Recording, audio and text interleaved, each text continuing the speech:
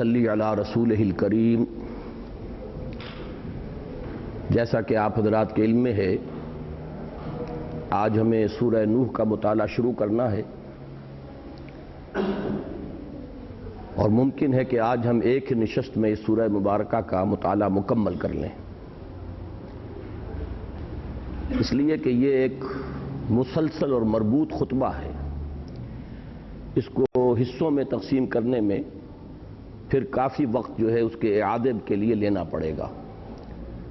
تو آج اگر کچھ قدر زائد وقت بھی ہمارا صرف ہو جائے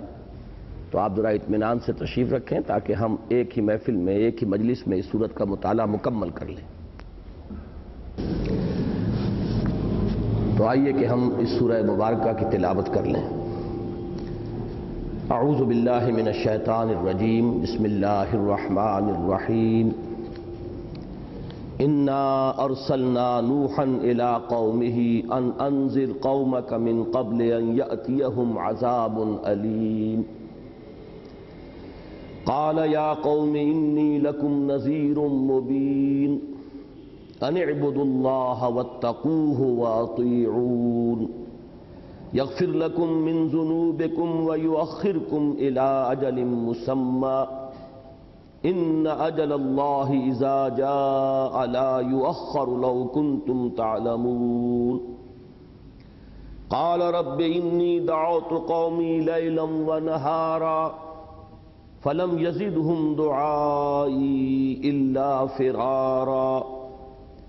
وإني كلما دعوتهم لتغفر لهم جعلوا أصابعهم في آذانهم واستغشوا ثيابهم وأصروا واستكبروا استكبارا ثم إني دعوتهم جهارا ثم إني أعلنت لهم وأسررت لهم إسرارا فقلت استغفروا ربكم إنه كان غفارا يرسل السماء عليكم مدرارا ويمددكم بأموال وبنين ويجعل لكم جنات ويجعل لكم أنهارا ما لكم لا ترجون لله وقارا وقد خلقكم أطوارا ألم تروا كيف خلق الله سبع سماوات طباقا وجعل القمر فيهن نورا وجعل الشمس سراجا والله أنبتكم من الأرض نباتا ثم يعيدكم فيها ويخرجكم إخراجا والله جعل لكم الأرض بساطا لتسلكوا منها سبلا فجاجا قال نوح رب إنهم عصوني واتبعوا من لم يزده ماله وولده إلا خسارا ومكروا مكرا كبارا وقالوا لا تذرن آلهتكم ولا تذرن ودا ولا سواعا ولا يغوث ويعوق ونسرا وقد أضلوا كثيرا ولا تزد الظالمين إلا ضلالا مما خطيئاتهم اغرقوا فادخلوا نارا فلم يجدوا لهم من دون الله انصارا وقال نوح رب لا تذر على الارض من الكافرين ديارا انك ان تذرهم يضلوا عبادك ولا يلدوا الا فاجرا كفارا رب اغفر لي ولوالدي ولمن دخل بيتي مؤمنا وللمؤمنين والمؤمنات ولا تزد الظالمين إلا تبارا صدق الله العظيم۔ رب اشرح لي صدري ويسر لي أمري واحلل عقدة من لساني يفقهوا قولي۔ اللهم ربنا ألهمنا رشدنا وأعذنا من شرور أنفسنا اللهم أرنا الحق حقا وارزقنا اتباعه وأرنا الباطل باطلا وارزقنا اجتنابه آمین یا رب العالمین۔ قرآن حکیم کی صورتوں کی گروپوں کی صورت میں جو ایک ترتیب ہے، اس کے بارے میں بہت مرتبہ میں یہاں بیان کر چکا ہوں۔ مکی اور مدنی صورتوں کے جو گروپ بنتے ہیں 7 قرآن مجید میں، یہ آخری گروپ ہے کہ جس کا آغاز ہوا سورۃ الملک سے، اور یہ اکثر و بیشتر مکی صورتوں پر مشتمل ہے۔ مدنی صورتیں آخر میں چند آئیں گی، اور ان میں سے بھی بعض کے بارے میں اختلاف ہے کہ وہ مکی ہیں یا مدنی ہیں۔ وہ بحث تو جب اللہ تعالی ہمیں وہاں تک پہنچا دے گا اسی وقت انشاءاللہ اس پر گفتگو ہوگی۔ تو جو پہلا گروپ ہے اس میں آپ کے علم میں ہے کہ سورہ فاتحہ ہے صرف مکی، اور اس کے بعد لگ بھگ 6 پارے یہ مدنی صورتوں پر مشتمل ہیں: سورہ بقرہ، سورہ آل عمران، سورہ نساء، سورہ مائدہ۔ تو بالکل یہی نسبت ریسیپروکل، عکسی نسبت ہے آخری گروپ میں، کہ اس کا اکثر و بیشتر صرف مکی صورتوں پر مشتمل ہے اور مدنی صورتیں معدود چند ہیں، وہ بھی بہت چھوٹی۔ البتہ صورتوں کے مابین جو ایک نسبت زوجیت، جوڑے جوڑے ہونے کا جو معاملہ ہے، تو اس ضمن میں مولانا اصلاحی صاحب نے جو بات بیان کی ہے اصولی طور پر اس سے مجھے 100% اتفاق ہے، اور وہ یہ کہ قرآن حکیم کی اکثر صورتیں جوڑوں کی شکل میں، ان کے مضامین کے مابین ایسی مناسبت ہوتی ہے کہ دونوں مل کر گویا کہ ایک مضمون کی تکمیل کرتی ہیں۔ جیسے ہم کہتے ہیں کہ ایک تصویر کے 2 رخ، اسی طریقے سے ایک ہی مضمون، اس کا ایک رخ مکی صورت میں آ جائے گا، اور ایک رخ جو ہے اس کے ایک جوڑے کے ایک سورہ مبارکہ میں آ جائے گا، اور دوسرا رخ جو ہے دوسری صورت میں آئے گا۔ البتہ یہ کہ بعض جگہ پر تو صورتوں کا جوڑے جوڑے ہونا بہت نمایاں ہے، جیسے ابھی ہم آگے چلیں گے سورہ مزمل، سورہ مدثر، جیسے کہ آخر میں معوذتین، نام ہی ان کا جو ہے معوذتین، 2 صورتیں جن میں تعوذ کی تعلیم ہے، قل اعوذ برب الفلق، قل اعوذ برب الناس، بڑی گہری مشابہت ہے۔ بالکل شروع میں سورہ بقرہ، سورہ آل عمران، اور ان کے بارے میں بھی ایک لفظ جو ہے نبی اکرم صلی اللہ علیہ وسلم نے استعمال فرمایا، الزہراوین، یہ 2 نہایت تابناک صورتیں ہیں، اور ان میں بڑی گہری مناسبت ہے۔ جیسے کہ دونوں کا آغاز الف لام میم کے حروف مقطعات سے ہوا، دونوں کے شروع میں قرآن مجید کی عظمت کا بیان ہے، دونوں کے اختتام پر بڑی جامع دعائیں آئی ہیں، اور بہت سی معاملات جو ہیں جن میں تفصیل میں نہیں جا سکتا۔ لیکن اس گروپ کے بارے میں جیسا کہ میں اپنی رائے آپ کے سامنے پہلے تفصیلاً عرض کر چکا ہوں، اس وقت صرف یاد دہانی کرا رہا ہوں کہ سورہ ملک جو ہے وہ منفرد مزاج کی صورت ہے۔ جیسے سورہ یاسین ہے، اس کا کوئی جوڑا نہیں ہے، اسی طریقے سے سورہ قاف ہے، اس کا کوئی جوڑا نہیں۔ بعض صورتیں جو ہیں وہ بالکل انفرادی شان کے ساتھ علیحدہ نمایاں کھڑی ہیں، اور ان میں بڑی جامعیت ہے۔ تو جس طریقے سے معاملہ سورہ یاسین کا ہے، سورہ قاف کا ہے، ایسا ہی معاملہ اس گروپ کی بھی جو پہلی مکی صورت ہے اس کا ہے، یعنی سورہ ملک۔ اس کے بعد 2 صورتوں کے مابین وہ جوڑے ہونے کی نسبت ہم بیان کر چکے ہیں۔ پھر یہ 2 صورتیں یعنی سورہ معارج اور سورہ نور، مکی صورتوں میں جو صورتیں مل کر جوڑے کی شکل اختیار کرتی ہیں، ان میں ایک تقسیم جو ہے مضامین کی، وہ میں نے کافی عرصہ ہوا کہ بڑی وضاحت کے ساتھ بیان کیا تھا کہ شاہ ولی اللہ دہلوی رحمۃ اللہ علیہ نے الفوز الکبیر میں جو اصطلاحات استعمال کی ہیں کہ قرآن مجید کے مضامین جو ہیں اگر ان کا تجزیہ کیا جائے تو وہ 5 مضمون بنتے ہیں بنیادی طور پر۔ میں اس وقت ان میں سے صرف 2 کا ذکر کر رہا ہوں: التذکیر بآلاء اللہ، التذکیر بایام اللہ، یاد دہانی کرنا، واعظ، نصیحت، لوگوں کو خیر کی طرف بلانا اللہ کی نعمتوں کے حوالے سے، اللہ کے احسانات کے حوالے سے، اللہ کی خلاقی اور اس کی صناعی کے جو شواہد ہیں جو اس کائنات میں ہر چہار طرف پھیلے ہوئے، ان کے حوالے سے اللہ کی معرفت انسان کے اندر پیدا ہو، یہ ہے التذکیر بآلاء اللہ۔ اور ایک ہے التذکیر بایام اللہ۔ ایام اللہ جو ہے خود قرآن مجید کی اصطلاح ہے، یعنی وہ دن، اللہ کے وہ بڑے دن جن میں اللہ کے بڑے عظیم فیصلے نافذ ہوئے اور پوری قوموں کو تہس نہس کر دیا گیا۔ جیسے حضرت نوح علیہ السلام کی قوم کو غرق کر دیا گیا، جیسے حضرت ہود علیہ السلام کی قوم عاد نسیم منسیہ کر دی گئی، جیسے کہ حضرت صالح علیہ السلام کی قوم سمود وہ ہلاک کر دی گئی، جیسے کہ حضرت شعیب علیہ السلام کی قوم جو اصحاب مدین ہیں وہ ختم کر دیے گئے، جیسے 2 بستیاں سدوم اور عمورہ کی جن کی طرف حضرت لوط علیہ السلام کو بھیجا گیا وہ نسیم منسیہ کر دی گئی، نام و نشان مٹا دیا گیا۔ تو یہ گویا کہ اللہ تعالیٰ کے بڑے فیصلوں کے ظہور اور نافذ ہونے کے دن ہے، ایام اللہ، اللہ کے دن۔ تو یہ جو رسولوں کی انباء الرسل، رسولوں کی خبریں جو قرآن مجید میں آئی ہیں، یہ گویا کہ مکی صورتوں کے دو پیرلل مضامین ہیں، ایک التذکیر بآلاء اللہ، ایک التذکیر بایام اللہ۔ اور اکثر آپ دیکھیں گے کہ جو مکی صورتیں جوڑے کی شکل اختیار کرتی ہیں، ان میں یہ نسبت نظر آئے گی کہ یا تو ایک صورت کے اندر صرف التذکیر بآلاء اللہ ہوگا، وہ التذکیر بایام اللہ کا کوئی معاملہ نہیں ہوگا، اور دوسرے میں اکثر و بیشتر حصہ جو ہے وہ التذکیر بایام اللہ پر مشتمل ہوگا۔ سب سے نمایاں مثال ہے سورہ انعام، سورہ اعراف۔ سورہ انعام 20 رکوعوں پر مشتمل ہے، اس میں کسی رسول کا اور رسول کی قوم کے ہلاک ہونے کا تذکرہ نہیں، صرف حضرت ابراہیم علیہ السلام کا ذکر ہے، اور وہ بھی اس اعتبار سے بقیہ تمام رسولوں سے ممیز ہیں کہ ان کی قوم پر کسی عذاب کے آنے کا ذکر قرآن مجید میں نہیں ہے۔ جب بھی ذکر ہوتا ہے قوم نوح، قوم ہود، قوم صالح، اس کے بعد قوم لوط، قوم شعیب، آل فرعون، یہ 3 رسول ادھر اور 3 رسول ادھر، حضرت نوح، حضرت ہود، حضرت صالح، یہ حضرت ابراہیم سے پہلے زمانے کا،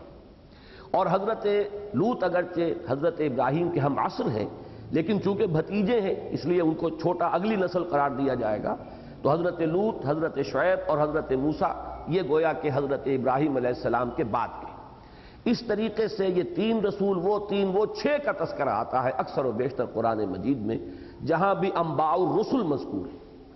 اور ان میں سے جیسا کہ میں نے عرض کیا، سورہ اعراف آپ کو یاد ہوگا کہ ایک ایک رسول کے ذکر پر اور ان کی قوم کی ہلاکت پر ایک ایک رکوع پورا چلا آ رہا ہے۔ پھر جیسے کہ سورہ یونس اور سورہ ہود میں ہے، اگرچہ دونوں صورتوں میں التذکیر بایام اللہ بھی ہے، لیکن سورہ یونس کا اکثر و بیشتر حصہ التذکیر بآلاء اللہ پر ہے، صرف 2 رکوع درمیان میں آئے ہیں کہ جو التذکیر بایام اللہ پر مشتمل ہے، جبکہ سورہ ہود میں یہ نسبت عکسی ہو گئی ہے، اس کا اکثر و بیشتر حصہ التذکیر بایام اللہ پر مشتمل ہے، اور ابتداء میں تمہیداً اور اختتام پر دوسرے مضامین بھی آئے ہیں۔ اس پہلو سے جب آپ دیکھیں گے تو سورہ ملک، وہ تو میں نے عرض کیا کہ بالکل اپنی جگہ پر منفرد ہے، البتہ اس کے بعد سورہ قلم اور سورہ حاقہ میں یہی نسبت ہے۔ سورہ قلم میں کسی رسول کا ذکر نہیں سوائے حضرت یونس کا، اور وہ معاملہ بھی اس اعتبار سے منفرد ہے تمام رسولوں میں کہ ان کی قوم پر سے عذاب ٹل گیا تھا، انہوں نے کچھ عجلت سے کام لیا جس پر گرفت ہوئی، اس کا پورا ذکر سورہ قلم کے آخر میں آ چکا ہے، اور وہ بھی ایک حضور صلی اللہ علیہ وسلم کے لیے، آپ کے لیے گویا کہ ایک نصیحت کے طور پر کہ آپ صبر کیجئے، فاصبر لحکم ربک ولا تکن کصاحب الحوت۔ تو حضرت یونس علیہ السلام کی قوم تو اس اعتبار سے ایک بالکل برعکس مثال ہے کہ یہ وہ قوم ہے جس پر عذاب الہی کے آثار شروع ہو چکے تھے، لیکن اس کے بعد جب اس قوم نے توبہ کی تو عذاب جو ہے وہ ٹل گیا، اور ان کا اللہ تعالیٰ نے مہلت دی۔ آج اس صورت کے اندر بھی وہ الفاظ آئیں گے جن کی بڑی گہری مناسبت ہے اس واقعے کے ساتھ، اسی لیے میں اس کا حوالہ دے رہا ہوں۔ لیکن اس کے بعد سورہ حاقہ میں آپ دیکھتے ہیں کہ وہاں پہ عاد کا، سمود کا، قوم نوح کا، ان سب کا تذکرہ موجود ہے۔ یہی نسبت جو ہے اب سورہ معارج اور سورہ نوح میں ہے۔ سورہ معارج میں کسی رسول کا ذکر نہیں آیا، اللہ کی قدرت، اللہ کی صنائی، آخرت کا نقشہ، اہل ایمان کو جو کردار اپنانا چاہیے، مخالفین جو ہیں جس طرح اندھے بہرے ہو کر مخالفت پر ٹوٹ پڑے ہیں، وہ سارا نقشہ ہے، کسی رسول کا ذکر سورہ معارج میں نہیں آیا۔ لیکن سورہ نوح یہ پورے کی پورے گویا کہ انباء الرسل پر مشتمل ہے، بلکہ یوں کہیے کہ ایک ہی رسول کے حالات اور ان کا اس شدت تک مایوس ہو جانا کہ انہوں نے اپنی قوم کے لیے سخت ترین دعا کی ہے عذاب کی۔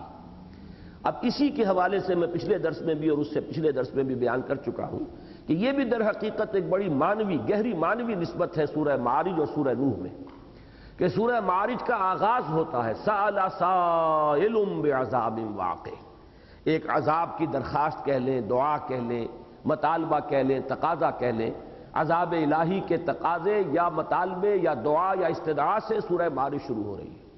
اور عذاب الہی کی دعا اور شدید ترین دعا وہ ہے کہ جس پر اس سورہ مبارکہ کا اختتام ہوگا۔ تو اس طریقے سے جو نسبت اور تناسب قائم ہوتی ہے صورتوں کے مابین، انہی سے در حقیقت یہ معین ہوتا ہے کہ کون سی صورتیں آپس میں جوڑوں کی شکل کی نسبت رکھتی ہیں۔ اس میں ظاہر بات ہے کہ اختلاف کی گنجائش ہے۔ اصول ایک علیحدہ شے ہے، اصول کا انطباق، اس کی اپلیکیشن یہ بالکل دوسری شے ہے۔ اصول کی حد تک میں 100% متفق ہوں۔ یہ مکتب فراہی رحمہ اللہ جو ہے، انہوں نے جس طریقے سے قرآن مجید کی صورتوں کے یہ 7 گروپ معین کیے، پھر یہ اصول کے اکثر و بیشتر صورتیں جو ہیں وہ جوڑوں کی شکل میں ہیں، اگرچہ بعض صورتیں منفرد مزاج کی بھی ہیں، یہ بھی اصلاحی صاحب تسلیم کرتے ہیں، لیکن اس اصول کے بعد اس کی اپلیکیشن جو ہے اس میں کہیں کہیں مجھے ان کی رائے سے اختلاف ہے۔ میرے نزدیک سورہ معارج اور سورہ نوح جو ہے وہ آپس میں ایک جوڑے کی حیثیت رکھتی ہیں۔ اب آئیے ہم اس کا سلسلے وار مطالعہ شروع کر رہے ہیں۔ اِنَّا أَرْسَلْنَا نُوحًا إِلَىٰ قَوْمِهِ، ہم نے بھیجا تھا نوح کو اس کی قوم کی طرف۔ انا میں جو تاکید ہے یہ گویا کہ حضرت نوح علیہ السلام کی اس رسالت اور اللہ تعالیٰ کی طرف سے مبعوث ہونے کی بہت ہی، اس بات اس کا جو ہے بہت ہی تاکیدی انداز میں۔ انا ارسلنا نوحا الی قومہ، ہم نے بھیجا تھا نوح کو اس کی قوم کی طرف۔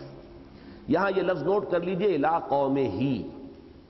حضور صلی اللہ علیہ وسلم کے سوا جتنے رسول آئے ہیں وہ صرف اپنی قوموں کی طرف مبعوث ہوئے۔ کسی رسول کی بعثت جو ہے وہ پوری نوع انسانی کے لیے نہیں ہے۔ چنانچہ احادیث میں بھی اس کا تذکرہ موجود ہے۔ حضرت جابر رضی اللہ تعالیٰ عنہ سے ایک حدیث ہے جو متفق علیہ ہے، بخاری میں بھی ہے اور مسلم میں بھی ہے، جس کے مطابق حضور نے یہ فرمایا کہ مجھے 5 چیزیں اللہ نے ایسی دی ہیں کہ جو مجھ سے پہلے کسی نبی اور رسول کو عطا نہیں کی گئی۔ ان میں سے پہلی یہ کہ میری مدد کی گئی ہے ایک ایسے رعب سے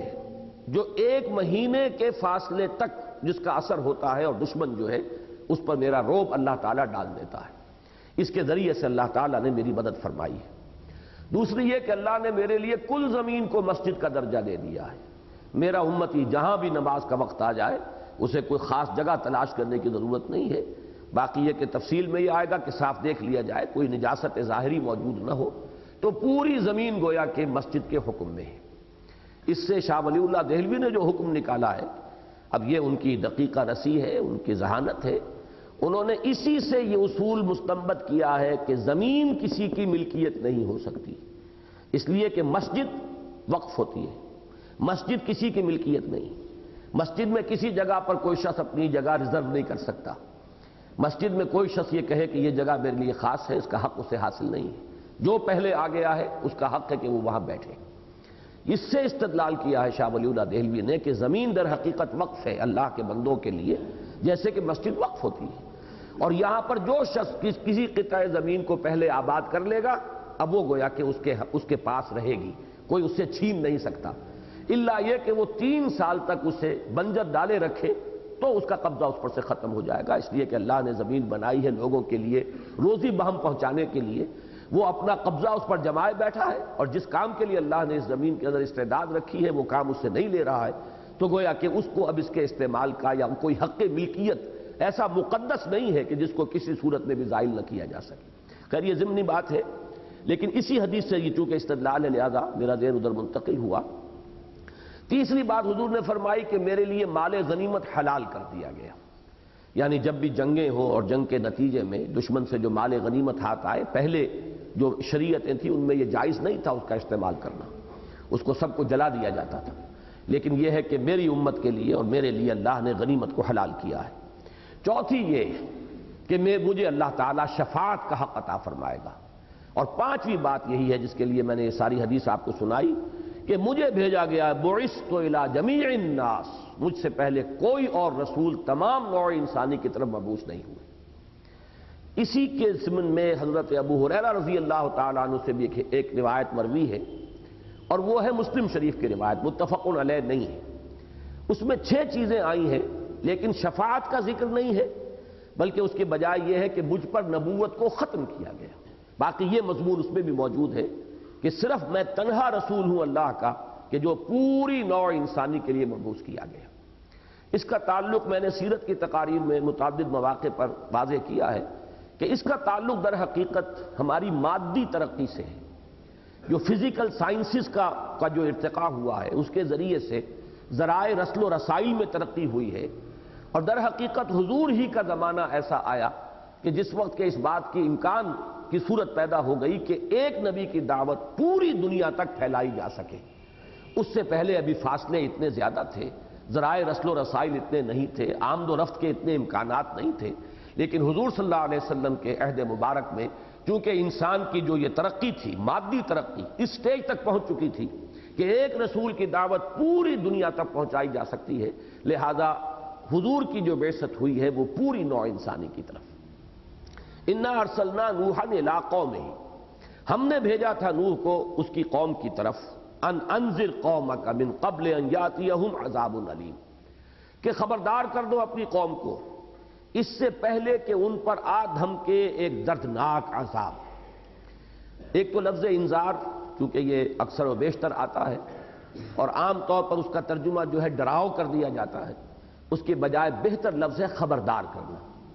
ڈرانا کسی ایسی شے سے ہوتا ہے کہ جو فی نفسہ ہی خوفناک ہو، خطرناک ہو، مضر ہو، اور انذار در حقیقت خبردار کرنا ہوتا ہے کہ کوئی چیز تمہارے کسی عمل کا ایک نتیجہ برا نکل سکتا ہے تو انہیں پیشگی وارن کر دیا جائے۔ در حقیقت انگریزی کا لفظ وارن جو ہے وہ صحیح ترین مفہوم ادا کرتا ہے انذار کا، کہ خبردار کر دو اپنی قوم کو اس سے پہلے کہ وہ عذاب الہی ان پر آ جائے جس کے کہ گویا کہ وہ مستحق ہو چکے ہیں۔ یہ اصول سورہ بنی اسرائیل میں بیان ہوا ہے، وَمَا كُنَّا مُعَذِّبِينَ حَتَّى نَبْعَثَ رَسُولًا، اور ہمارا یہ طریقہ نہیں رہا ہے کہ عذاب بھیج دیں قوموں کے اوپر جب تک کہ ہم کسی رسول کو مبعوث نہ کر دیں۔ سورہ بنی اسرائیل کے دوسرے رکوع میں آیت نمبر 15 ہے، وَمَا كُنَّا مُعَذِّبِينَ حَتَّى نَبْعَثَ رَسُولًا۔ اس کے ضمن میں آج ہی ایک صاحب مجھ سے ملنے آئے تھے، وہ پاکستان کی انٹیلیجنس سروس کے کسی بڑے عہدے سے ریٹائر ہوئے ہیں، کہ طالب جوہری صاحب جو آج کل کچھ وہ فہم قرآن ٹی وی وغیرہ پر ہوتا ہے، اس میں کہیں انہوں نے گل افشانی کی ہے کہ جس تک دعوت نہ پہنچی ہو اسے عذاب نہیں دیا جا سکتا۔ اس پر جب کوئی سوال کیا گیا تو انہوں نے کہا کہ قیامت کا دن چونکہ 50,000 سال کا ہے، لہذا اس وقت ان کو دعوت پہنچا کر اور اس وقت حجت قائم کر دی جائے گی، اور اللہ تعالیٰ کا یہ قانون جو ہے کہ جب تک اتمام حجت نہ ہو عذاب نہ دیا جائے تو اس کی اس طریقے سے تکمیل کی جائے گی۔ اب یہ بات ایک ایسی ہے کہ اپنی جگہ پر نہایت غیر معقول بھی ہے، اس کے لیے کوئی دلیل نہ قرآن میں ہے نہ حضور صلی اللہ علیہ وسلم کے فرمودات میں ہے۔ انہوں نے یہ صاحب جو آئے تھے انہوں نے انہیں خط لکھا کہ آپ نے کیا بات کہی ہے، اس کے لیے کوئی دلیل ہے تو لائیے۔ تو بہت عرصے تک تو انہوں نے جواب نہیں دیا، اس کے بعد جواب بھی دیا تو گول کر گئے کہ نہ تو اپنی بات کی انہوں نے وضاحت کی، نہ اس کے لیے دلیل پیش کی، نہ اس سے رجوع کیا۔ تو یہ بات اچھی طرح سمجھ لیجئے کہ در حقیقت عذاب دو ہے، ایک عذاب ہے دنیا کا عذاب۔ یہ جو اصول ہے وَمَا كُنَّا مُعَذِّبِينَ حَتَّى نَبْعَثَ رَسُولًا، یہ ہے دنیا کا عذاب، کسی قوم کو ختم کر دینا، نسیم منسیہ، گویا کہ ثابت ہو گیا کہ اس قوم میں اب خیر کا کوئی پہلو باقی نہیں رہا۔ تو جیسے آپ دیکھتے ہیں کہ کوڑا کرکٹ جمع کیا جاتا ہے اور پھر اس کو آگ لگا دی جاتی ہے، ختم کر دیا جاتا ہے، اسی طریقے سے جب کوئی قوم ثابت کر دے کہ اب اس میں کوئی خیر نہیں، کوئی بھلائی نہیں، بلکہ اس درجے اس کی سرشت بگڑ چکی ہے کہ آئندہ نسلوں سے بھی کوئی امید نہیں، یہ بات آئے گی آج حضرت نوح علیہ السلام کی دعا میں، تو پھر یہ ہے کہ اللہ تعالیٰ کی طرف سے ایک آخری اتمام حجت کے لیے رسول مبعوث کر کے، اور جب وہ رسول کی دعوت کو قبول کرنے سے انکار کر دیتے تھے تو ان کو نسیم منسیہ کر دیا جاتا۔ یہ اس عذاب کا ذکر ہے۔ باقی یہ کہ آخرت کا عذاب، اس میں یقیناً درجہ رہے گا کہ کس شخص تک کس درجے میں اتمام حجت ہوا۔ جن لوگوں تک کسی رسول کی دعوت پہنچی ہی نہیں، اب یہ نہیں کہ وہاں دعوت پہنچائی جائے گی میدان حشر میں، بے تکی بات ہے، وہاں تو ویسے ہی حقائق اس طرح روشن ہو چکے ہوں گے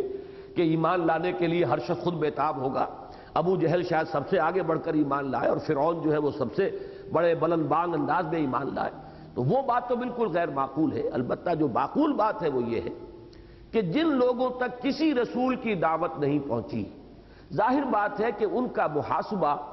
صرف توحید کی اساس پر ہوگا، اس لیے کہ توحید وہ شے ہے کہ جو فطرت انسانی میں مضمر ہے،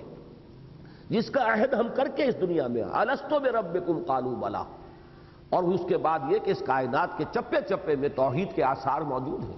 برگ درختان سبز در نظر ہوشیار، ہر ورق دفتر است معرفت کردگار۔ تو انسان اگر تعصب کو ہٹا کر اور تقلیدی ذہن سے آزاد ہو کر اگر ذرا غور کرے گا تو کائنات کا ذرہ ذرہ گواہی دے رہا ہے توحید کی۔ تو توحید تک جو شخص آ گیا ہے وہ گویا کہ وہاں اگر اس کے پاس کسی رسول کی دعوت نہیں پہنچی تو رسول پر ایمان لانے کا وہ مکلف نہیں ہوگا، البتہ توحید کی بنیاد پر اس کا محاسبہ ہوگا، اور اگر وہ شخص توحید پر قائم ہوگا تو امید ہے اللہ تعالیٰ کے فضل و کرم سے کہ اس کی نجات ہوگی اور اسے جنت میں داخلہ مل جائے گا۔ اصل وجہ یہ ہے۔ تو یہاں پر یہ سمجھ لیجئے کہ وَمَا كُنَّا مُعَذِّبِينَ حَتَّى نَبْعَثَ رَسُولًا، اس کا تعلق در حقیقت اس عذاب استیصال سے ہے۔ استیصال یہ لفظ بنا ہے اصل سے، اصل کہتے ہیں جڑ کو، استیصال جڑ سے اکھیڑ دینا، کسی قوم کو جڑ سے اکھیڑ دینا، اس کو بالکل نسیہ منسیہ کر دینا، جیسے کہ ان 6 اقوام کا ذکر قرآن مجید میں بار بار آیا ہے، جس کے لیے الفاظ آتے ہیں کالم یغنو فیہا، ایسے ہو گئے جیسے تھے ہی نہیں، لا یرا الا مساکنہم، اب ان کے صرف مسکن نظر آ رہے ہیں، محل نظر آ رہے ہیں، جو لوگ ان میں آباد تھے اور رہ رہے تھے وہ نظر نہیں آ رہے۔ یا قطع دابر القوم الذین ظلموا، یا گویا کہ جڑ کاٹ دی گئی اس قوم کی کہ جس نے شرک اور ظلم کی روش اختیار کی۔ یہ عذاب جو ہے دنیا میں جن اقوام پر بھی آیا ہے، اللہ کا ایک قانون مستقل یہ رہا ہے کہ پہلے اپنے رسول کو بھیج کر اتمام حجت، تاکہ بات بالکل واضح ہو کر سامنے آ جائے۔ وہ رسول جو ہے وہ اپنے کردار کے اعتبار سے بھی ہر شک و شبہ سے بالا تر ہو، اس کی صداقت اور امانت کی گواہی دشمن بھی دے رہے ہوں، اس کے اوپر کہیں کوئی شبہ کرنے کی کوئی گنجائش نہ ہو، پھر اس کا کردار بھی ایک روشن کتاب کے مانند ہو، اور پھر وہ اللہ کی آیات پڑھ کر ان کو سنائے، تاکہ پھر ثابت ہو جائے کہ اب بھی جو نہیں مان رہا اس میں خیر کا کوئی مادہ سرے سے موجود نہیں رہا، تب پھر اس قوم کو ہلاک کر دیا جاتا تھا۔ تو یہ بات وہی فرمائی گئی، انا ارسلنا نوحا الی قومہ ان انذر قومک من قبل ان یاتیہم عذاب علیم، ہم نے بھیجا تھا نوح کو اس کی قوم کی طرف کہ خبردار کر دو اپنی قوم کو اس سے پہلے کہ ان پر وہ دردناک عذاب آ دھمکے۔ اب دیکھیے بہت ہی مختصر جو ہے تمہید ہوئی ہے، اس کے فوراً بعد حضرت نوح علیہ السلام کا ذکر شروع ہوا ہے، اور اس میں بھی زیادہ تر جو ہے ان کی فریاد ہے۔ اس پوری صورت کے اندر جو ہے اس کا اکثر و بیشتر حصہ حضرت نوح علیہ السلام کی فریاد ہے اپنی قوم کے خلاف، لیکن یہ کہ بہرحال شروع میں انہوں نے جس انداز میں جس طریقے سے دعوت پہنچائی ہے اس کا نقشہ، اور اس میں ہر داعی دین کے لیے ایک مثال آئے گی کہ کس جذبے کے ساتھ، کس دل سوزی کے ساتھ، کس طرح گویا کہ آدمی مضطر ہو گیا ہو، اس کو چین نہ پڑ رہی ہو کسی طرح بھی، وہ دعوت پہنچانے میں اپنی امکانی حد تک اپنی تمام وسائل و ذرائع کو اور صلاحیت کو استعمال کر دے اور کھپا دے۔ اس کے لیے گویا کہ ایک بہت عمدہ مثال ہے اس سورہ مبارکہ میں جو حضرت نوح کی ہمارے سامنے آ رہی ہے۔ قال یا قوم انی لکم نذیر مبین، انہوں نے فرمایا ہے میری قوم میں تمہارے لیے ایک کھلا خبردار کرنے والا ہوں۔ نذیر مبین یعنی یہ کہ میں جو کلام پیش کر رہا ہوں اللہ کی طرف سے، اس کے اندر بھی کوئی ابہام نہیں، کوئی ایچ پیچ نہیں، جیسے کل ہم نے جمعے میں سورہ کہف کی ابتدائی آیت پڑھی، الحمدللہ الذی انزل علی عبدہ الکتاب ولم یجعل لہ عوجا، کوئی ایچ پیچ نہیں، کوئی اس کے اندر ایسا نہیں کہ ایسا کلام جو ذو معنیین ہو وہ کہا جائے، اس لیے کہ کاہن قسم کے جو لوگ ہوتے ہیں، جوتشی قسم کے لوگ جو اپنی دکانداری چلاتے ہیں، وہ بڑے ذو معنی جملے کہتے ہیں جس کا مفہوم ادھر بھی نکل سکے ادھر بھی نکل سکے، تاکہ جو بھی نتیجہ برآمد ہو اس کے لیے جسٹیفیکیشن ان کو پہلے سے اپنے ان الفاظ کے اندر موجود رکھ لیں وہ۔ لیکن یہ کہ اللہ کے رسول جو بات لے کر آتے ہیں دو ٹوک، واضح، صریح، مبین۔ دوسرے یہ کہ اس میں ذرا کمپیئر کیجئے کہ اصل میں عرب میں ایک رواج تھا، چونکہ آپ کو معلوم ہے کہ قبائلی زندگی اور ٹرائبل ریڈز ہوتی تھیں، ایک دوسرے پر غارت گری کرتے تھے، حملے کرتے تھے، تو سب سے بڑی خبر وہاں یہ ہوتی تھی کہ کوئی قبیلے کا شخص، اس کو اطلاع مل گئی ہو کہ فلاں قبیلہ ہم پر حملہ کرنے والا ہے۔ اب اس کے لیے گویا کہ ایمرجنسی ہوتی تھی کہ جلد از جلد وہ اپنی پوری قوم کو متنبع کر دے کہ وہ تیار ہو جائے۔ اس کے لیے ان کے ہاں ایک رواج تھا کہ کوئی شخص جس کے پاس ایسی کوئی خبر پہنچتی تھی، وہ اپنے کپڑے پھاڑ کر اور ننگا ہو کر بالکل عریاں کسی بلند مقام پر کھڑا ہوتا تھا اور چیختا تھا واہ صباحا، ہائے وہ صبح جو آنے والی ہے۔ اس لیے کہ عام طور پر جنہیں آپ کہتے ہیں the small hours of the morning, یہ صبح 2، 3، 4 بجے کا جو وقت ہوتا ہے، جو انتہائی غفلت کا وقت ہوتا ہے، لوگ سوئے ہوتے ہیں، اس وقت وہ پھر آ کر حملہ کیا کرتے تھے۔ تو ہائے وہ صبح جو آنے والی ہے، بڑی تباہ کن صبح جو آنے والی ہے، تو لوگ دوڑتے تھے اس کی طرف تاکہ وہ معلوم کریں کہ کیا خبر اس تک پہنچی ہے. اس لیے کہ آواز ظاہر بات ہے کہ محدود ہوتی تھی کہاں تک پہنچے گی، لیکن نگاہ دور تک جاتی ہے. دور سے آدمی جب دیکھتے تھے کہ ایک شخص ننگا کھڑا ہوا ہے کہیں، تو وہ نذیر عریان اس کو کہتے تھے کہ یہ ننگا خبردار کرنے والا، وارن کرنے والا، اور لپکتے تھے اس کی طرف کہ کوئی بڑی اہم خبر ہے. اصل میں حضور صلی اللہ علیہ وسلم نے اسی میں اجتہاد سے کام لیا تھا. یہی نعرہ آپ نے لگایا تھا وا صباحا، جب آپ کوہ صفا پر کھڑے ہوئے ہیں، جب حکم آیا تھا کہ فاصدع بما تؤمر، اب آپ ڈنکے کی چوٹ کہیے جو کچھ کہنا ہے. اس سے پہلے 3 برس تک حضور نے صرف پرسنل کانٹیکٹ کے ذریعے سے، اسے خفیہ نہ کہیں، انڈر گراؤنڈ نہ کہیں، یہ الفاظ غلط ہیں، لیکن صرف پرسنل کانٹیکٹ کے ذریعے سے بات جو ہے آگے بڑھائی تھی. لیکن پھر جب حکم ہوا فاصدع بما تؤمر، تو اب حضور نے یہی شکل اختیار کی. بلندی پر کھڑے ہو گئے کوہ صفا پر، وہاں آپ نے نعرہ لگایا وا صباحا. تو گویا کہ ہمیں یہ معلوم ہوا، اس سے اصول یہ مستنبط ہوا کہ جو بھی رواج ہو کسی معاشرے میں،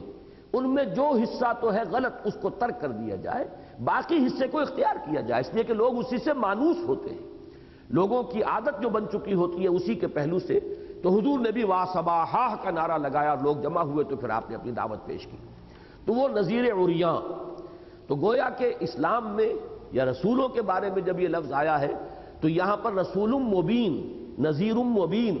واضح طور پر کھول کر خبردار کرنے والا کہ کوئی اشتباہ نہ رہے، کوئی اشکال نہ رہ جائے، کوئی ایچ پیچ والی عبارت نہ ہو، کوئی ذو معنی جملے نہ کہے جا رہے ہوں.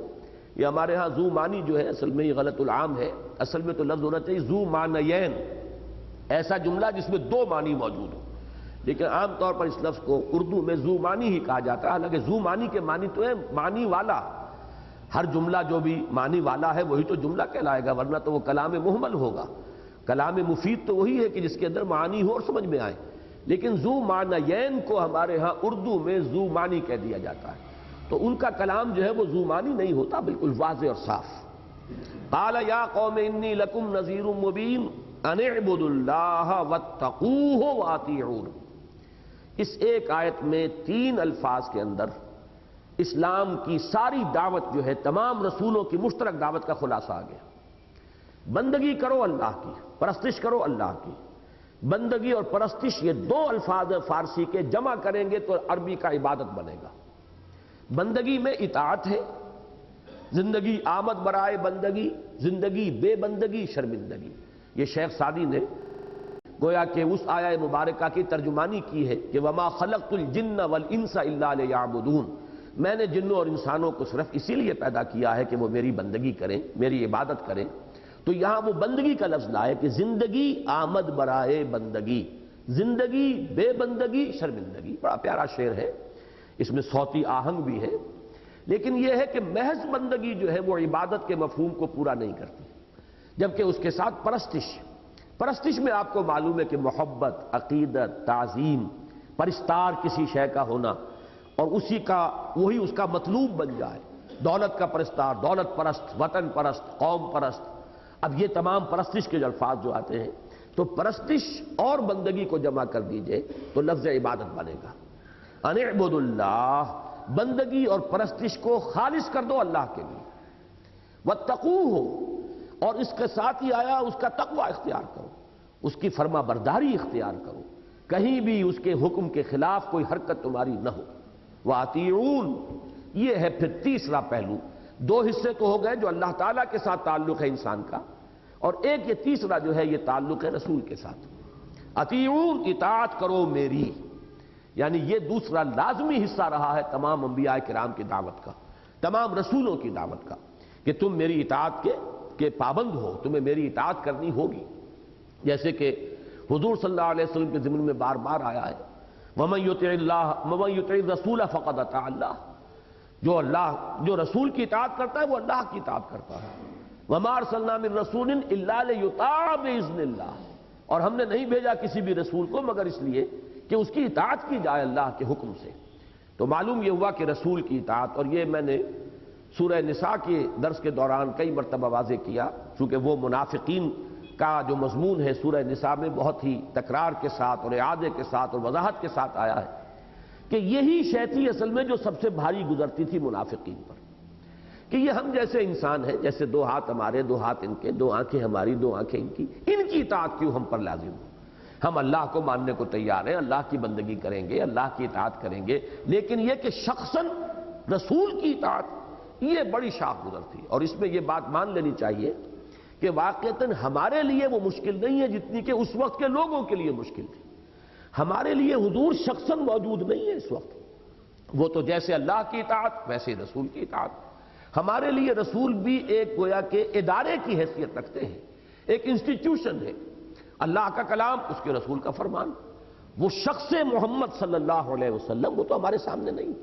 وہاں کے لوگوں کی دقت یہ تھی کہ ان کے سامنے حضور تھے اور نظر تو آ رہے تھے کہ وہی دو ہاتھ پاؤں ان کے بھی ہیں، وہی دو آنکھیں ان کی ہیں، دو کان ان کے ہیں، پھر کسی کے یہ بھتیجے ہیں، کسی کے یہ چچا ہیں، کسی کے شوہر ہیں، کسی کے باپ ہیں۔ معلوم یہ ہوا کہ تمام ہمارے معاشرے کے اندر گندھے ہوئے ہیں رشتوں کے حساب سے۔ تو اب اپنے جیسے انسان کی اطاعت کیسے کی جائے؟ یہ ہے در حقیقت کہ جو بہت شاخ گزرتی تھی اور بڑے گہرے یقین اور ایمان کی ضرورت تھی، جس میں کہ انتہا کا مقام جو نظر آتا ہے بلند ترین، وہ حضرت ابو بکر صدیق کا ہے رضی اللہ تعالیٰ عنہ، جس طرح انہوں نے اپنے آپ کو گم کیا ہے حضور کی شخصیت میں۔ معلوم ہوتا ہے کہ کہیں کوئی رائے پوری زندگی میں، پوری سیرت آپ پڑھ جائیے، حضرت عمر کو بھی کبھی کبھی کسی معاملے میں اشتباہ ہو جاتا تھا، جیسے کہ صلح حدیبیہ کے وقت ہو گیا ہے اور مختلف مواقع پر، لیکن اور اسی طریقے سے حضرت عمر کی رائے جو ہے مختلف تھی اسیران بدر کے معاملے میں، لیکن وہاں بھی حضور کے ساتھ بریکٹڈ ہے حضرت ابو بکر رضی اللہ تعالیٰ عنہ۔ انہوں نے گویا کہ اپنے آپ کو بالکل ضم کر دیا تھا، گم کر دیا تھا حضور صلی اللہ علیہ وسلم کی شخصیت مبارکہ میں، کہ جو آپ کی سوچ ہے وہی میری سوچ ہے، جو آپ کی پسند ہے وہی میری پسند ہے، جو چیز آپ کو ناپسند ہے وہی مجھے ناپسند ہے۔ تو یہ جو اطاعت ہے در حقیقت یہ ہے پیمانہ کہ کس درجے میں رسول کے ساتھ حقیقی ایمان کا تعلق موجود ہے۔ اور یہ جیسا کہ میں عرض کر چکا ہوں جزو لازم ہے، لا الہ الا اللہ محمد الرسول اللہ۔ صرف یہ کہ اللہ کا کہنا ماننا اور اللہ کی اطاعت اور پرستش، اس سے کام نہیں بنے گا جب تک کہ اطاعت رسول صلی اللہ علیہ وسلم وہ بھی اس کے ساتھ موجود نہ ہو۔ ان اعبدوا اللہ واتقوہ واطیعون یغفر لکم من ذنوبکم، اللہ تعالیٰ معاف فرما دے گا تمہارے لیے تمہارے کچھ گناہ۔ یہاں ذرا نوٹ کر لیجئے کہ من ذنوبکم پر بحث کرنی پڑی ہے مفسرین کو کہ یہاں من کیوں لایا گیا؟ یغفر لکم ذنوبکم، بات پوری ہو جاتی، تمہارے گناہ بخش دے گا۔ اب یہ من بعض حضرات نے کہا یہ زائد ہے، یعنی لفظاً تو یہاں ہے لیکن اس کے معنی نہیں کیے جائیں گے، یہ لفظ زائد ہے۔ لیکن یہ کہ مجھے ان حضرات سے اتفاق ہے جو کہتے ہیں قرآن مجید میں کوئی لفظ زائد نہیں ہے، یہ در حقیقت ہمارا قلت تدبر ہے کہ کوئی بات ہماری سمجھ میں نہیں آئی تو ہم نے کسی لفظ کو زائد کہہ دیا، حالانکہ کوئی لفظ قرآن مجید کے اندر زائد نہیں ہے، جو بھی ہے وہ ٹھیک ہے اپنی جگہ پر، بامانی ہے، لازم ہے۔ جیسے کہ غالب نے کہا ہے کہ گنجینہ معنی کا طلسم اس کو سمجھیو جو لفظ کے غالب مرے اشعار میں آوے، یہ نہیں کہ یہ خامخواہی آ گیا ہے یا برائے بیت آ گیا ہے یا وزن پورا کرنے کے لیے آ گیا ہے۔ تو قرآن مجید کی شان سے یہ شے فروتر ہے کہ یہ تصور کیا جائے کہ اس میں کوئی لفظ زائد ہے۔ لیکن اس کے بعد پھر بعض حضرات نے کہا ہے کہ یہ ان کے معنی میں ہے، وہ بات بھی کوئی وزنی نہیں بنتی، اگرچہ اصول یہ ہے کہ یہ حروف جار جو ہیں وہ اکثر ایک دوسرے کی جگہ پر استعمال کر لیے جاتے ہیں، لیکن یہ کہ یہاں بھی وہ کوئی بامانی بات نہیں بن رہی۔ لیکن یہ کہ ایک رائے یہ ہے کہ یہ من بیانیہ ہے، یہاں پر جیسے کہ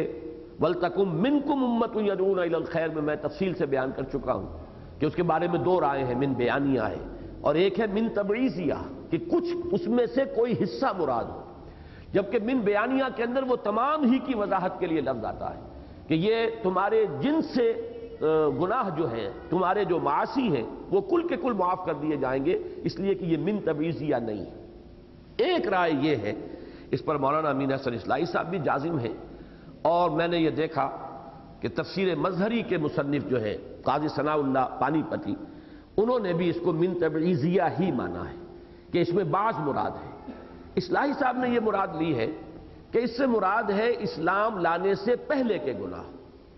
اگر یہاں یہ من نہ ہوتا تو اس بات کا احتمال تھا کہ یہ سمجھا جاتا کہ گویا کہ آئندہ کے بھی تمام گناہ، اگلے پچھلے تمام گناہ معاف کر دے گا اللہ، حالانکہ اسلام لانے سے اور ایمان لانے سے ایک شخص کی گزشتہ زندگی کے گناہ تو معاف ہو جاتے ہیں، لیکن آئندہ ظاہر بات ہے کہ اس کے اعمال کے اعتبار سے معاملہ ہوگا۔ اس نے کتنی اطاعت کی کتنی نہیں کی۔ اس کا ایک بڑا دلچسپ واقعہ ہے حضرت عمرو بن العاص کا رضی اللہ تعالی عنہ۔ وہ جب حضور کے پاس حاضر ہوئے تھے ایمان لانے کے لیے تو انہوں نے کہا حضور ہاتھ بڑھائیے، میں آپ سے بیعت اسلام کرنا چاہتا ہوں۔ حضور نے اپنا داہنا ہاتھ بڑھا دیا، اب انہوں نے اپنا ہاتھ کھینچ لیا۔ حضور نے پوچھا یہ کیا کیا تم نے؟ تو کہنے لگے حضور ایک شرط ہے، وہ میری شرط پہلے آپ مانیں۔ حضور نے فرمایا شرط کیا ہے؟ تو عرض کیا کہ یہ طے ہو جائے کہ میرے اب آج تک کے جتنے گناہ ہیں وہ معاف ہو جائیں گے۔ تو حضور نے فرمایا کہ یہ تو ہے ہی ہے، 3 اعمال ایسے ہیں کہ جن کے نتیجے میں سابقہ زندگی کے تمام گناہ معاف ہو جاتے ہیں۔ ایک کفر سے اسلام میں آ جانا، نمبر 2 ہجرت، جو خالص اللہ کے دین کے لیے اپنے مکان کو اپنے وطن کو چھوڑ کر ہجرت کرتا ہے، اور تیسرے حج مبرور، وہ حج جو خالص ہو اور وہ اللہ کے ہاں قبول ہو جائے، وہ بھی تمام سابقہ گناہوں کے لیے تلافی کا ذریعہ بن جاتا ہے۔ تو پھر انہوں نے بیعت کی کہ حضور نے کہا یہ تو ہے، اس میں تمہیں خام خواہ کاہے کا اندیشہ ہے، یہ کوئی شرط عائد کرنے کی ضرورت نہیں ہے اس میں، یہ تو فی الواقع ہے کہ یہ 3 افعال ایسے ہیں کہ جن سے سابقہ زندگی کے تمام گناہ معاف ہو جاتے ہیں۔ تو ایک رائے تو اصلاحی صاحب کی تو یہ ہے، لیکن دوسری رائے جو ہے مجھے وہ زیادہ قوی معلوم ہوتی ہے قاضی ثناء اللہ پانی پتی رحمۃ اللہ علیہ کی، کہ انہوں نے یہ کہا ہے کہ گناہوں میں ایک تقسیم ہے کہ ایک گناہ ہے حقوق العباد کے اور ایک گناہ ہے حقوق اللہ کے۔ حقوق اللہ کے جتنے بھی گناہ ہیں، جو کوتاہیاں ہیں، جو بھی تقصیر ہے، وہ سب تو معاف ہو جائیں گے، لیکن حقوق العباد کا معاملہ تو کسی صورت میں بھی معاف نہیں ہو سکتا جب تک کہ یا تو جو بھی ایگریوڈ پارٹی ہے جس پر زیادتی کی گئی ہے، جس پر ظلم ہوا ہے، یا تو وہ معاف کرے اور یا اس کو کمپنسیشن دلوائی جائے گی قیامت کے دن۔ جیسے کہ ایک حدیث بڑی پیاری ہے اور بڑی ہی نصیحت آموز ہے کہ حضور نے ایک مرتبہ صحابہ سے پوچھا اتدرون من المفلس، کیا آپ لوگ جانتے ہیں مفلس کون ہے؟ تو جواب کیا ہو سکتا تھا؟ صحابہ نے عرض کیا کہ المفلس عندنا من لا درہم لہ ولا دینار۔ حضور ہم تو مفلس اسی کو سمجھتے ہیں جس کے پاس روپیہ پیسہ نہیں، دینار اور درہم نہیں۔ آپ نے فرمایا نہیں، میری امت کا مفلس وہ شخص ہوگا جو قیامت کے دن جب حاضر ہوگا میدان حشر میں تو نمازوں کی بھی بڑی سی مقدار لے کر آئے گا، روزے بھی ہوں گے اور حج بھی ہوں گے اور عمرے بھی ہوں گے، لیکن وَقَدْ شَتَمَ هَذَا وَقَذَفَ هَذَا وَأَكَلَ مَالَ هَذَا، فلاں شخص کو اس نے گالی دی تھی، فلاں شخص کی عزت پر حملہ کیا تھا، فلاں شخص کا مال ہڑپ کر گیا تھا۔ یعنی حقوق العباد جو ہیں ان کو جو تلف کیا تھا تو وہ مدعین آ جائیں گے۔ کوئی کہے گا پروردگار اس نے مجھ پر یہ ظلم کیا، اللہ کہے گا اچھا اس کی نمازیں اس کو دے دو۔ ابھی کوئی دوسرا آ جائے گا پروردگار اس نے میرا مال ہڑپ کیا ناجائز طریقے سے، اللہ فرمائے گا کہ روزے اس کو عطا کر دو۔ تمام اس کے نیک اعمال ختم ہو جائیں گے اور مدعی ابھی باقی ہوں گے،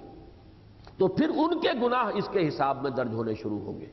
کہ اور تو کوئی چیز ہے نہیں، کوئی کرنسی نہیں ہے سوائے اعمال کے، اعمال ہی سے مبادلہ ہوگا۔ یہاں تک کہ حضور نے فرمایا کہ وہ شخص دوسروں کے گناہوں کے بوجھ تلے دب کر جہنم میں ڈال دیا جائے، وہ نمازیں اور روزے اور حج اور عمرے جو ہیں وہ اسے بچا نہیں سکیں گے اگر حقوق العباد کے معاملے میں اس سے یہ کوتاہیاں ہوئی۔ تو میرے نزدیک قاضی ثناء اللہ پانی پتی رحمۃ اللہ علیہ کی یہ بات زیادہ وزنی ہے کہ در حقیقت یہ تقسیم تو ہر حال میں ہے کہ حقوق اللہ اور حقوق العباد۔ تو یغفر لکم من ذنوبکم، اللہ تعالیٰ تمہارے گناہوں میں سے کچھ کو معاف فرما دے گا، اور یہاں پہ گویا کہ مراد اصلاحی صاحب کے نزدیک یہ ہے کہ جو اب تک کے گناہ ہے وہ معاف فرما دے گا، اور قاضی ثناء اللہ پانی پتی رحمۃ اللہ علیہ کی رائے کے نزدیک جو حقوق اللہ میں تم سے کوتاہیاں تاحال ہوئی ہیں آج تک وہ معاف کر دی جائیں گی۔ وَيُؤَخِّرْكُمْ إِلَىٰ أَجَلٍ مُّسَمًّى، اس میں بھی ایک واقعہ حضرت عمر رضی اللہ تعالیٰ عنہ کا آتا ہے بہت اہم،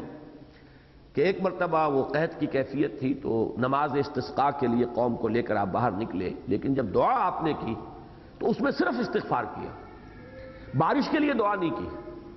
تو اب لوگوں نے کہا کہ آپ نے یہ کیا کیا، ہم تو آئے تھے یہاں بارش کی دعا کرنے۔ تو آپ نے فرمایا کہ در حقیقت استغفار ہے جو روک لگا، جو ہمارے گناہ ہیں وہ ہے کہ جو رحمت خداوندی کو روکے ہوئے ہیں۔ اب جب ہم استغفار کر رہے ہیں، اس میں بھی آگے چل کر آ جائے گا یرسل السماء علیکم مدرارا، اللہ تعالیٰ آسمان کو تم پر چھاجوں برستا ہوا می جو ہے وہ اس شکل کے اندر جو اللہ تعالیٰ تم پر رحمت نازل فرمائے گا، اور یہ ہے صرف مغفرت کا نتیجہ۔ تو یہاں پر بھی وہی ہے کہ اگر تم ایسا کرو گے یغفر لکم من ذنوبکم، اللہ تعالیٰ تمہارے گناہ بخش دے گا، وَيُؤَخِّرْكُمْ إِلَىٰ أَجَلٍ مُّسَمًّى، اور تمہیں مؤخر کرے گا ایک اجل مسمى تک۔ اس لفظ مؤخر میں ایک بات موجود ہے، مضمر ہے، کہ ویسے تو تم عذاب کے مستحق ہو چکے ہو اور تمہاری وہ اجل معین گویا کہ تمہارے سر پر آئی کھڑی ہے، لیکن یہ کہ اب بھی اگر تم توبہ کر لو تو اللہ تعالیٰ ایک خاص مدت تک کے لیے اس عذاب کو ٹال دے گا۔ اس میں پھر بحثیں پیدا ہوتی ہیں کہ اللہ تعالیٰ کی تقدیر جو ہے، کیا اس کو انسان کا طرز عمل، انسان اگر دعا کرتا ہے، توبہ کرتا ہے، استغفار کرتا ہے، تو کیا اس سے وہ تقدیر جو ہے وہ بدل جاتی ہے؟ اس میں مختلف جو ہے ہمارے علماء نے جو اس کا جواب دیا وہ یہ کہ تقدیر دو قسم کی، ایک تو تقدیر مبرم ہے، ہر صورت میں وہ ہو کر رہنی ہے اور کوئی اس کے اندر تبدیلی کا امکان نہیں۔ ایک ہوتی ہے تقدیر معلق، کہ جو مشروط ہوتی ہے کسی چیز کے ساتھ، اگر یہ کرے گا تو یہ ہو جائے گا اور اگر یہ نہیں کرے گا تو یہ نہیں ہوگا۔ اس قسم کی جو تقدیر ہوتی ہے تقدیر معلق، اس کو انسان دعا کے ذریعے سے، حدیث میں بھی آیا ہے لا يرد القضاء الا بالدعاء، نہیں لوٹایا جا سکتا اللہ کا فیصلہ مگر دعا کے ساتھ۔ تو دعا کے اندر اللہ تعالیٰ نے اتنی تاثیر رکھی ہے خلوص اور اخلاص کے ساتھ۔ استغفار بھی دعا ہی کی ایک شکل ہے، اللہ تعالیٰ سے اپنے گناہوں کی بخشش کی درخواست۔ تو اس کے نتیجے میں یہ ہے کہ وہ عذاب، اگر تم نہیں کرو گے استغفار، نہیں ایمان لاؤ گے مجھ پر، تو وہ عذاب آیا کہ آیا، لیکن یہ کہ اگر تم یہ شرط پوری کر دو تو اللہ تعالیٰ ابھی اس عذاب کو ٹال دے گا، مؤخر ہو جائے گا۔ لیکن وہ مؤخر ہونا بھی لامتناہی نہیں ہے، اس لیے کہ یہ تو کائنات ہی لامتناہی نہیں ہے، تو گویا کہ اس کے بعد جو بھی آئے گا وہ تمہاری طبعی موت ہے،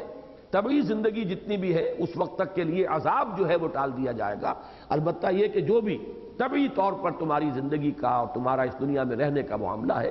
اسی تک صورت ہوگی، یہ نہیں کہ اس سے آگے بات نکل جائے۔ البتہ یہ کہ پھر تم ایک طبعی موت مرو گے، اللہ تعالیٰ کے اس عذاب استیصال کا نشانہ نہیں بنو گے۔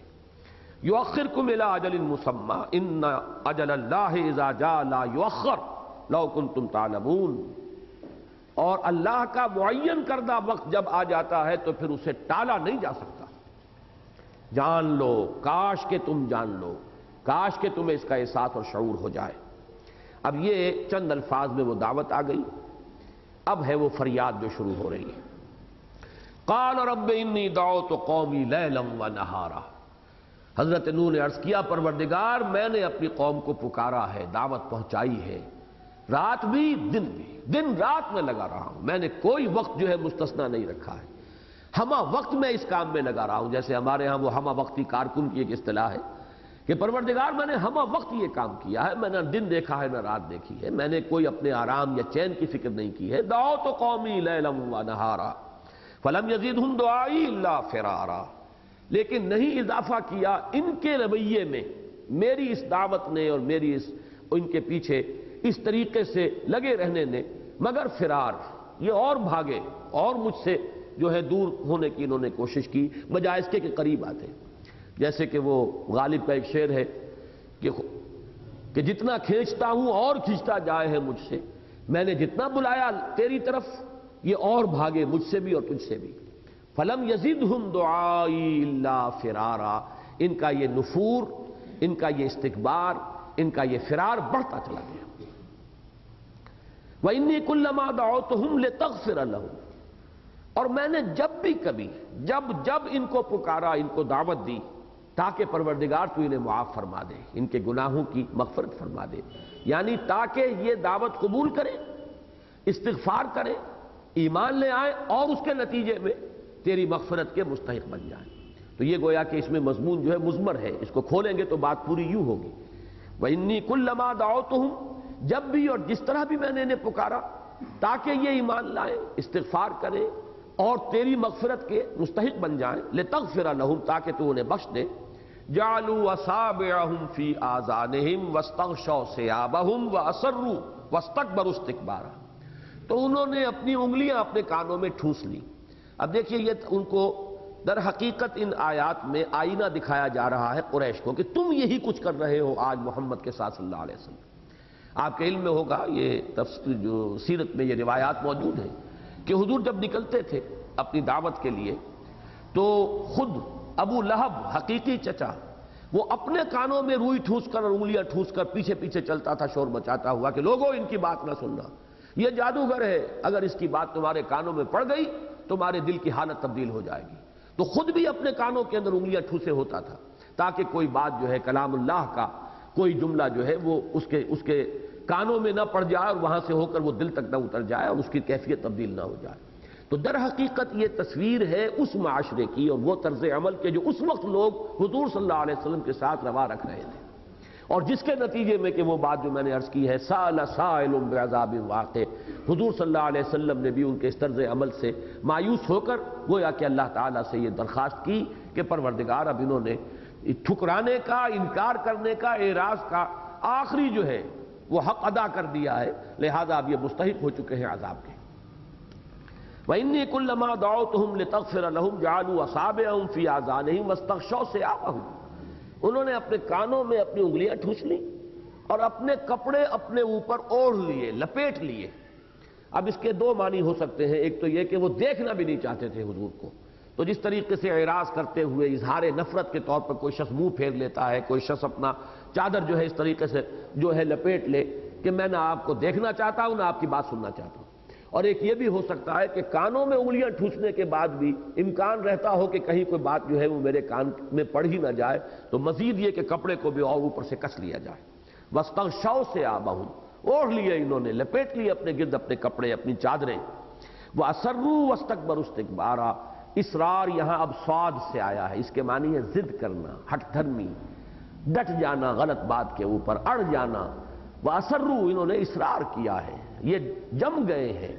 جامد ہو کر رہ گئے کہ زمین جنبت نہ جنبت گل محمد۔ وَاسْتَكْبَرُوا اسْتِكْبَارًا، انہوں نے بڑا استکبار کیا ہے۔ اس سورہ مبارکہ میں یہ مصدر جو آ رہا ہے بار بار آپ دیکھیں گے، یہ مفعول مطلق، یہ تاکید کے لیے ہوتا ہے، فعل کے ساتھ اس فعل کا مصدر جب لایا جاتا ہے حالت نصبی میں،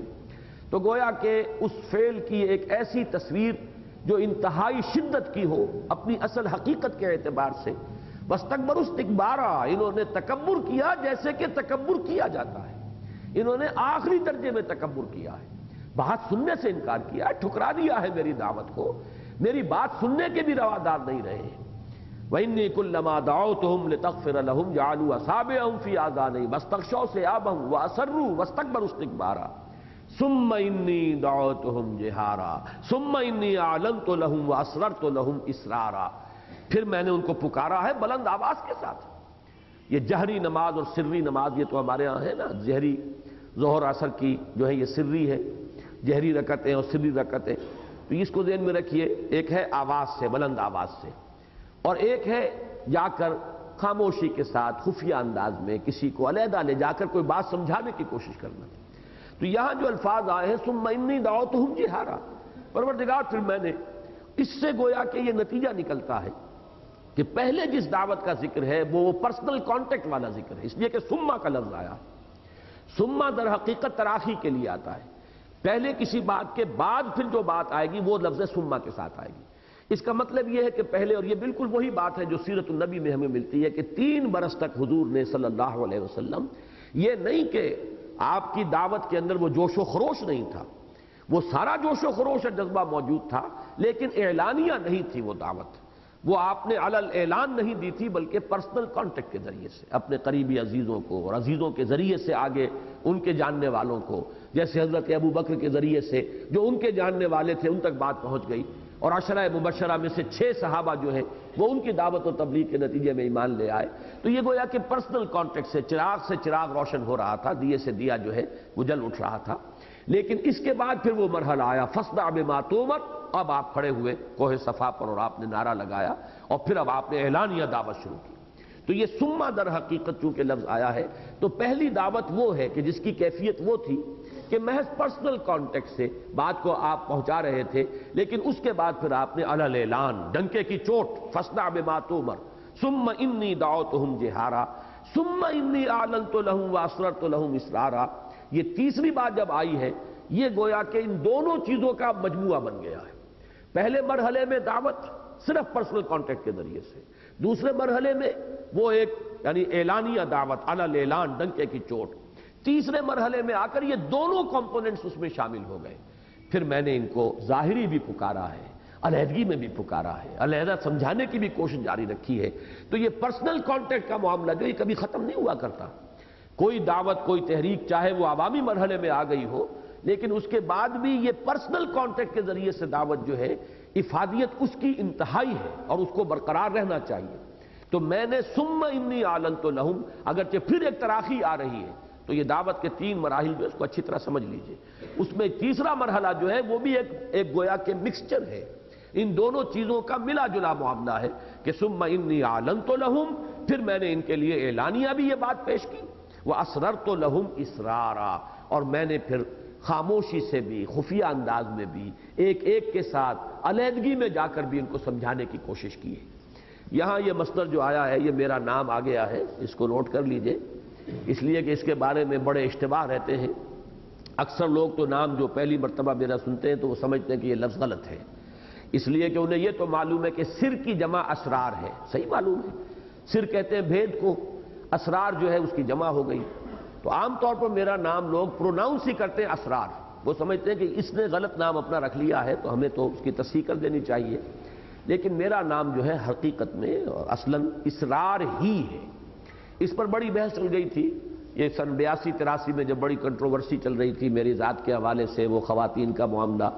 تو ہر اعتبار سے مجھ پر جو حملے ہوئے تھے ان میں سے ایک یہ بھی تھا کہ نام ہی غلط ہے ان کا. تو مجھے پھر وہ تحقیق کرنی پڑی، اور جب پھر میں نے لسان العرب کو کنسلٹ کیا تو میں حیران رہ گیا کہ لفظ اسرار جو ہے یہ مصدر ہے افعال سے، سر سے اسرار. اس کے معنی کسی چیز کا چھپانا یا چھپا کر کوئی بات کسی کو بتانا. اظہار میرے بڑے بھائی کا نام ہے، وہ ہے کسی شے کو ظاہر کرنا یا کسی شے کو غالب کرنا. اسرار اس کے برعکس ہے، کسی شے کو چھپا لینا یا چھپا کر خفیہ طریقے سے کسی کو کوئی بات بتانا. جیسے سورہ تحریم میں آیا اذ اسر النبی الی بعض ازواجہ حدیثا، جبکہ نبی صلی اللہ علیہ وسلم نے ایک بات اپنی بعض ازواج میں سے بعض کو بطور راز بتائی. لیکن لسان العرب میں یہ بات پڑھ کر میں حیران رہ گیا کہ یہ لفظ عربی زبان کے ان چند الفاظ میں سے ہے کہ جن میں متضاد معنی بیک وقت موجود ہوتے ہیں.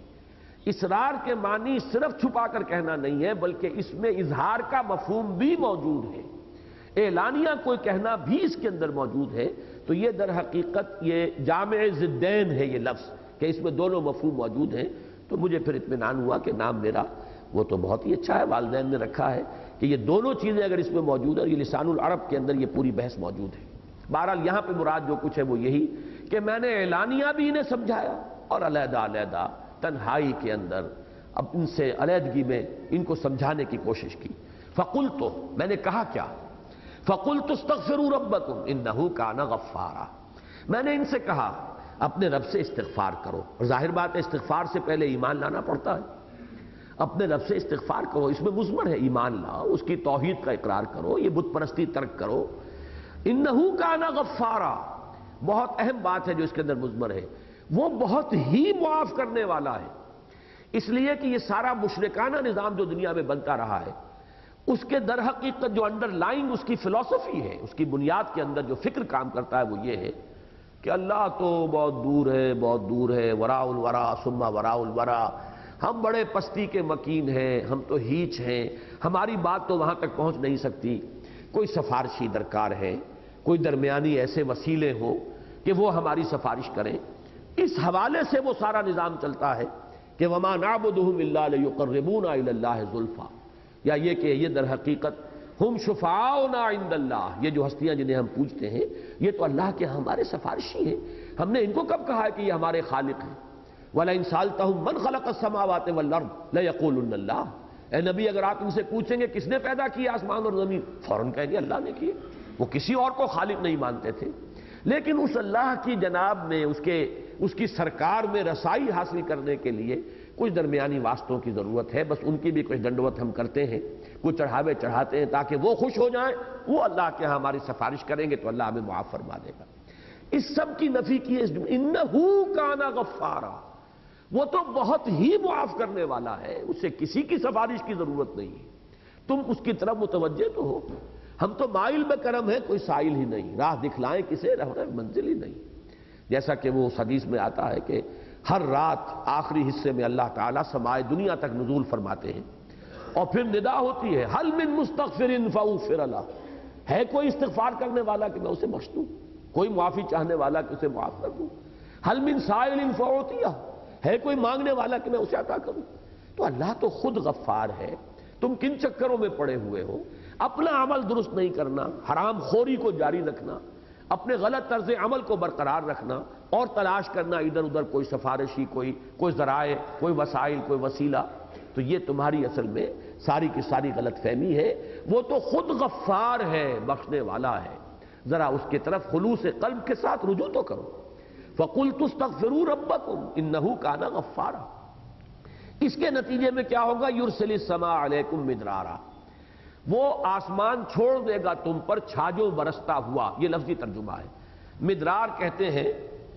کثیر الدرور، جس میں کہ بڑی ہی یعنی قوت کے ساتھ، جس میں ہم اردو میں کہتے ہیں چھاجو بھی برس رہا ہے، چھاجو پانی برس رہا ہے، اور آسمان کو چھوڑ دے گا، یعنی گویا کہ بند ہے کوئی لگا ہوا، اور اس کے بعد اللہ تعالیٰ کے حکم سے وہ بند کھلے گا اور تم پر جو ہے اللہ کی طرف سے بارش ہوگی رحمت کی، اور ماء مبارکہ تم پر نازل کیا جائے گا۔ یرسل السماء علیکم مدرارا ویمددکم باموال وبنین، اور وہ تمہاری مدد فرمائے گا مال کے ذریعے سے بھی اور بیٹوں کے ذریعے سے بھی، وَيَجْعَلْ لَكُمْ جَنَّاتٍ وَيَجْعَلْ لَكُمْ أَنْهَارًا، اور وہ تمہیں باغات بھی تمہیں عطا فرمائے گا، تمہارے لیے بنا دے گا باغات، اور تمہارے لیے بہا دے گا اور رواں کر دے گا نہریں اور چشمے۔ اب یہ جو الفاظ ہیں ان کے حوالے سے بعض تفسیری روایات، اگرچہ وہ محدثین کے جو بھی معیارات ہیں ان پر تو اس درجے ثابت نہیں ہے کہ ان کو کہیں صحیحین میں جگہ ملے، لیکن تفسیری روایات میں یہ بات آئی ہے، لیکن مضمون سے مناسبت رکھتی ہے، اور قرآن مجید کے دوسرے مقامات سے اس کے شواہد ملتے ہیں کہ اللہ تعالیٰ جب بھی کسی قوم کی طرف رسول کو بھیجتا تھا، میں اس لیے اب اس بارے میں محتاط ہو گیا ہوں کہ رسولوں کا ذکر اور ان کے بارے میں جو سنت اللہ ہے اس کا ذکر کرتے ہوئے میں جو حال کا صیغہ نہیں استعمال کرتا بلکہ ماضی کا، اس لیے کہ سلسلہ نبوت اور رسالت بند ہو چکا ہے۔ اب ہمیں حال کا صیغہ جو ہے غلطی سے بھی استعمال نہیں کرنا چاہیے، اس سے بھی اشتباہ ہو جاتا ہے کہ اللہ جب بھی رسول کو بھیجتا ہے اس کے ساتھ یہ قاعدہ قانون ہے، تو بھیجتا ہے نہیں، بھیجا کرتا تھا، اس کا سلسلہ جو ہے منقطع ہو چکا ہے۔ تو اللہ کا یہ قاعدہ رہا ہے، یہ سنت رہی ہے اللہ کی، کہ جب بھی کسی قوم کی طرف کسی رسول کو وہ بھیجتا تھا تو اس قوم کو جھنجھوڑنے کے لیے چھوٹے چھوٹے عذاب، کہیں قحط پڑ گیا ہے، کہیں کوئی اور مصیبت آ گئی ہے، کہیں کسی اور طرح کی تکلیف آ گئی ہے، یہ تمام چیزیں اس لیے ہوتی تھی تاکہ یہ کچھ جاگیں، ہوش میں آئیں، اس لیے کہ اگر فراوانی ہے، عیش ہے، آرام ہے تو اور غافل ہو جاتا ہے انسان، پھر یہ کہ اس کے اندر استغنا بڑھتا چلا جاتا ہے، بے پرواہی کے اندر اضافہ ہوتا ہے، غفلت جو ہے اور گہری ہو جاتی ہے۔ لیکن جب اس طرح کی کیفیت ہو، کوئی بیماری آ گئی ہو، تو انسان آپ کو معلوم ہے اللہ کی طرف متوجہ ہوتا ہے، دعا کرتا ہے پروردگار میری اس مصیبت کو ٹال دے۔ کوئی اور مصیبت آئی ہو تو یہ اللہ کا مستقل قانون ہے، جس کو سورہ سجدہ میں اس طرح بیان کیا گیا ہے وَلَنُذِيقَنَّهُم مِّنَ الْعَذَابِ الْأَدْنَىٰ دُونَ الْعَذَابِ الْأَكْبَرِ، ہم انہیں لازماً چکھائیں گے مزہ چھوٹے چھوٹے عذابوں کا اس بڑے عذاب سے پہلے۔ وہ بڑا عذاب کون سا ہے؟ جبکہ کسی قوم کو بالکل ختم کر دیا، تہس نہس کر دیا جائے، جس کے لیے میں نے لفظ استعمال کیا تھا عذاب استیصال، جڑ سے کسی کو اکھاڑ دینا۔ تو اس عذاب اکبر، عذاب استیصال سے پہلے چھوٹے چھوٹے عذاب، کہیں جو ہے قحط پڑ گیا ہے، کہیں کوئی اور آفت سماوی آ گئی ہے تاکہ لوگ ہوش میں آئے، جاگے۔ تو یہ روایات میں آتا ہے کہ حضرت نوح علیہ السلام کے زمانے میں بھی جبکہ ان کی قوم جو ہے اعراض اور انکار پر اصرار کر رہی تھی، سواد والا اصرار، تو ان پر بھی قحط آیا بہت شدید، اور اچانک ان کے ہاں بچوں کی پیدائش کا سلسلہ بھی رک گیا۔ معلوم ہوتا ہے جیسے پوری قوم بانجھ ہو گئی، گویا کہ نسل ختم ہوا چاہتی ہے۔ یہ 40 برس کا عدد آیا ہے کہ مسلسل نہ کسی بچے کی پیدائش ہو رہی ہے کسی گھر میں، اور بارش نہیں برس رہی ہے، شدید قسم کا ان کے اوپر جو ہے قحط کا عالم ہو گیا۔ اس میں کچھ یعنی معلوم ہوتا ہے کہ ان روایات کے ساتھ ان الفاظ کی مناسبت ہے۔ فَقُلْتُ اسْتَغْفِرُوا رَبَّكُمْ، میں نے ان سے کہا استغفار کرو اپنے رب سے، اور اسی کے حوالے سے میں نے عرض کیا تھا حضرت عمر کا وہ واقعہ کہ انہوں نے بارش کی دعا نہیں کی، استغفار کیا۔ جب لوگوں نے کہا کہ آپ آیتوں سے بارش کی دعا کریں تو آپ نے فرمایا استغفار ہی تو ہے، اور یہی آیت پیش کی کہ در حقیقت یہ جو ہمارے گناہ ہیں، ہماری خطائیں ہیں، کوتاہیاں ہیں، وہی تو روک بن جاتی ہیں اللہ تعالیٰ کی رحمت کے راستے میں۔ اگر اللہ بخش دے ان گناہوں کو تو گویا کہ وہ راستہ جو رحمت کا وہ کھل جائے گا، اور پھر ہمیں اللہ تعالیٰ ہماری تمام ضرورت کی چیزیں بہم پہنچائے گا۔ تو فرمایا فَقُلْتُ اسْتَغْفِرُوا رَبَّكُمْ إِنَّهُ كَانَ غَفَّارًا يُرْسِلِ السَّمَاءَ عَلَيْكُمْ مِدْرَارًا، اگر تم یہ کرو، استغفار کرو، پلٹو، رجوع کرو اپنے رب کی جناب میں، تو اللہ تعالیٰ یہ جو بند لگا ہوا ہے، اس لیے یرسلو کا لفظ میں نے عرض کیا تھا جیسے کہیں بندش اور اس کو کھول دیا جائے، تو یرسل السماء علیکم مدرارا، یہ جو بندش لگی ہوئی ہے، بارش نہیں ہو رہی ہے، اللہ اس بندش کو توڑ کر اور تم پر چھاجو بارش برسائے گا، وَيُمْدِدْكُمْ بِأَمْوَالٍ وَبَنِينَ، اور تمہیں مال سے بھی نوازے گا اور اولاد سے بھی نوازے گا۔ یہ تمہارے ہاں یہ سلسلہ بھی جو رک گیا ہے،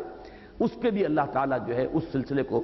جاری فرمائے گا۔ وَيَجْعَلْ لَكُمْ جَنَّاتٍ وَيَجْعَلْ لَكُمْ أَنْهَارًا، اور تمہارے لیے باغات بھی بنا دے گا اور نہریں اور چشمے رواں کر دے گا۔ مَا لَكُمْ لَا تَرْجُونَ لِلَّهِ وَقَارًا، اب جو انداز ہے وہ تشویق کا، ترغیب کا، بڑی ہی دل سوزی کے ساتھ ان کو بلانے کا، یہ آیت جو ہے اس میں جلالی انداز ہے۔ مَا لَكُمْ لَا تَرْجُونَ لِلَّهِ وَقَارًا، تمہیں کیا ہو گیا ہے؟ تم اللہ تعالیٰ کے جلال کا کوئی اندیشہ نہیں رکھتے؟ اللہ تعالیٰ کی غیرت کہیں جوش میں نہ آ جائے؟ تم جو جس طریقے سے اکڑ رہے ہو اور جس طریقے سے استکبار کر رہے ہو، جس طرح میری دعوت کو رد کر رہے ہو، اعراض کر رہے ہو، تمہیں کوئی اندیشہ نہیں رہا کہ اللہ تعالیٰ جہاں رؤوف ہے، ودود ہے، رحیم ہے، وہیں پھر ذو انتقام بھی ہے، شدید الانتقام، بہت سخت انتقام لینے والا، سخت سزا دینے والا، شدید العقاب۔ تو یہاں وقارا، اللہ کی شان جلالی، اللہ کی عظمت کا ظہور نہ ہو جائے کہیں، اور اللہ تعالیٰ کی وہ غیرت جو ہے وہ کہیں جوش میں نہ آ جائے کہ جس کے نتیجے میں تمہیں نسیم منسیہ کر دیا جائے۔ مَا لَكُمْ لَا تَرْجُونَ لِلَّهِ وَقَارًا، تمہیں کوئی اندیشہ نہیں رہا، تمہیں کوئی خیال نہیں، تمہیں کوئی گمان نہیں رہا، تمہیں کوئی توقع نہیں ہے کہ اللہ تعالیٰ کا جلال جو ہے کہیں وہ ظاہر نہ ہو جائے۔ وَقَدْ خَلَقَكُمْ أَطْوَارًا، حالانکہ اس نے تمہیں پیدا فرمایا ہے جیسے کہ تم جانتے ہو کہ ایک کیفیت کے بعد دوسری، دوسری کے بعد تیسری، جیسے کہ سورہ حج میں اور سورہ مومنون میں آیا ہے وَلَقَدْ خَلَقْنَا الْإِنسَانَ مِنْ سُلَالَةٍ مِّن طِينٍ ثُمَّ جَعَلْنَاهُ نُطْفَةً فِي قَرَارٍ مَّكِينٍ ثُمَّ خَلَقْنَا النُّطْفَةَ عَلَقَةً فَخَلَقْنَا الْعَلَقَةَ مُضْغَةً فَخَلَقْنَا الْمُضْغَةَ عِظَامًا فَكَسَوْنَا الْعِظَامَ لَحْمًا ثُمَّ أَنشَأْنَاهُ خَلْقًا آخَرَ فَتَبَارَكَ اللَّهُ أَحْسَنُ الْخَالِقِينَ۔ تو یہ دو صورتیں جو آپس میں جوڑے کی حیثیت رکھتی ہیں، سورہ حج اور سورہ مومنون، ان میں آپ دیکھیں گے کہ یہ مضمون انہی دو صورتوں میں بڑی خوبصورتی کے ساتھ آیا ہے۔ پہلے رکوع میں وہاں بھی ہے اور پہلے ہی رکوع میں سورہ مومنون میں بھی ہے۔ قد خلقکم اطوارا، طورن بعد طورن، ایک کیفیت کے بعد دوسری، دوسری کے بعد تیسری، تمہیں کہاں سے کہاں پہنچا دیا ہے گندے پانی کی بوند سے، اور تمہیں ایک انسان بنا کر کھڑا کر دیا ہے۔ اتنی اعلیٰ صلاحیتیں تمہارے اندر ودیت کر دی ہیں۔ الم تروا کیف خلق اللہ سبع سماوات طباقا، کیا تم نے دیکھا نہیں، کیا تم نے غور نہیں کیا کیسے بنا دی اللہ تعالیٰ نے 7 آسمان تہ بر تہ۔ ان کے بارے میں ہر جگہ جہاں بھی الفاظ آتے ہیں میں عرض کرتا رہا ہوں کہ تاحال ان الفاظ کی حقیقت ہم پر منکشف نہیں ہوئی۔ ہمارا علم جو ہے، جو بھی اس کاسمولوجی جسے آپ کہتے ہیں یا ایسٹرونومی، اس کا علم ابھی یہاں تک نہیں پہنچا ہے کہ یہ حقیقت منکشف، لیکن ایمان ہمارا ہے کہ وقت آئے گا کہ معلوم ہوگا جب اور انسان کا علم بڑھے گا کہ یہ ہے وہ حقیقت جس کو 7 آسمانوں کی شکل میں اور اس طریقے سے قرآن مجید نے بار بار بیان کیا ہے۔ تاحال ہم اس کی اصل حقیقت کو جاننے سے قاصر ہیں اور ہمارے لیے ممکن نہیں ہے۔ یہاں پر ایمان بالغیب اور قرآن مجید پر پورا اعتماد اور یقین، بس یہی ہمارا سہارا ہے۔ 7 آسمان طباقہ، ایک دوسرے پر تہ بر تہ۔ وَجَعَلَ الْقَمَرَ فِيهِنَّ نُورًا، اور ان آسمانوں میں رکھ دیا اس نے چاند کو ایک روشن قندیل بنا کر۔ وَجَعَلَ الشَّمْسَ سِرَاجًا، اور اس نے بنا دیا ہے سورج کو ایک چراغ۔ یہ جو لفظ ہے چاند اور سورج کا جو تقابل قرآن مجید میں آتا ہے، یہ سورہ فرقان کے آخری رکوع میں بھی ہے۔ تبارک الذی جعل فی السماء بروجا وجعل فیہا سراجا وقمرا منیرا۔ سورج کو ہمیشہ کہا گیا چراغ۔ چراغ وہ ہے کہ جس میں کمبسٹن کا عمل جو ہے، عمل احراق، جلنے کا عمل ہو رہا ہوتا ہے، اس میں نور بھی ہے، حرارت بھی ہے۔ تو چونکہ اب سائنس ہماری جو ہے وہ اس بات کو واضح طور پر جانتی ہے، سورج تو ایک بہت بڑی بھٹی ہے، ایسی بھٹی جس کا کہ ہم تصور ہی نہیں کر سکتے، وہاں سے ہی یہ حرارت اور یہ جو نور کا جو بھی طوفان ہے وہ نکلتا ہے۔ لیکن چاند میں کوئی عمل نہیں ہے کمبسٹن کا، وہ تو ایک ٹھنڈی شے ہے، اس کے اندر جو روشنی ہے وہ بھی ریفلیکٹ ہو رہی ہے سورج کی روشنی، اس کے اندر اپنی روشنی بھی نہیں ہے۔ تو چاند اور سورج کے مابین جو فرق ہے، قرآن مجید نے اس کو بڑے نمایاں انداز میں چاند کو کہا ہے وہ منور ہے، منیر ہے، روشن ہے، لیکن سورج جو ہے وہ چراغ ہے جس میں کہ کوئی شے جل رہی ہے۔ صرف فرق یہ ہے کہ آپ کے چراغ میں کوئی مٹی کا تیل جل رہا ہے لالٹین میں، یا چراغ کے اندر کڑوا تیل جل رہا ہے، اور وہاں کیا جل رہا ہے اس کا آپ اندازہ نہیں کر سکتے کہ اس کی کتنی حرارت ہے اور کتنی اس کے اندر طوفانی جو ہے وہ عمل احراق جو ہے کس کیفیت میں ہے۔ لیکن بہرحال جہاں تک دو الفاظ کا تعلق ہے وہ صحیح منطبق ہوتے ہیں۔ وَجَعَلَ الْقَمَرَ فِيهِنَّ نُورًا، اور اس نے ان آسمانوں کے اندر یہ ایک قندیل روشن کر دی ہے، یہ چاند کی۔ وَجَعَلَ الشَّمْسَ سِرَاجًا، اور سورج کو بنا دیا ہے چراغ۔ وَاللَّهُ أَنبَتَكُم مِّنَ الْأَرْضِ نَبَاتًا، اور اللہ نے تمہیں اگایا ہے زمین سے جیسے کہ اگایا جاتا ہے۔ یہ آیت اس سورہ مبارکہ کی یہ ذرا ایسی ہے کہ جس کے بارے میں تفصیلاً غور کرنے کی ضرورت ہے۔ باقی مضامین تو قرآن مجید کے اکثر و بیشتر وہ مضامین ہیں کہ جو بار بار تکرار کے ساتھ آتے ہیں، لیکن یہ الفاظ بڑے غیر معمولی ہیں، اور اس انداز میں میرے علم میں نہیں ہے کہ کسی اور جگہ یہ انداز جو ہے انسان کی تخلیق کے ضمن میں یہ اسلوب اختیار کیا گیا ہو یا اس سے کوئی ملتا جلتا اسلوب ہو۔ وَاللَّهُ أَنبَتَكُم مِّنَ الْأَرْضِ نَبَاتًا، اللہ نے تو تمہیں اگایا ہے زمین سے جیسے اگایا جاتا ہے۔ اب اس میں ایک تو وہ لوگ کہ جن کا رجحان ہے کہ ایولیوشن جو ہے ڈارون کا نظریہ ارتقاء کے نام سے وہ معروف ہے، لیکن اصل میں اس کے دو حصے کیے جانے چاہیے، ایک ہے نظریہ ارتقاء، ایک ہے ڈارون کا نظریہ ارتقاء۔ ان دونوں میں بڑا فرق ہے۔ جہاں تک ارتقاء کا تعلق ہے وہ تو ہمارے علماء اور ہمارے مفکرین نے بہت پہلے اس کے بارے میں گفتگو کی ہے۔ ابن مسکوے ہو، مولانا روم ہو، بڑی صراحت کے ساتھ انہوں نے ارتقاء کا ذکر کیا ہے کہ اس کائنات کا تدریجاً یوں ارتقاء ہوا ہے، اور پھر یہ جمادات سے پھر نباتات، اور نباتات سے حیوانات، اور حیوانات سے انسان کی تخلیق جو ہے تدریجاً ہوئی ہے۔ تو ارتقاء کے ماننے والے تو بہت لوگ ہیں۔ ڈارون کا نظریہ ارتقاء در حقیقت وہ ارتقاء کی جو میکینزم ہے، اس کی جو شکل ہے، جو اس کا پروسیس بنتا ہے، اس کی توجیہ ہے۔ اس نے اس کو بیان کیا ہے دو اصطلاحات کے حوالے سے۔ ایک تو اسٹرگل فار ایگزسٹنس اور ایڈیپٹیشن، کہ تمام اس دنیا کے اندر حیوانات کے مابین ایک کشمکش جاری ہے اپنے آپ کو برقرار رکھنے کے لیے۔ چیزیں کم ہیں، کمپٹیشن بہت ہے،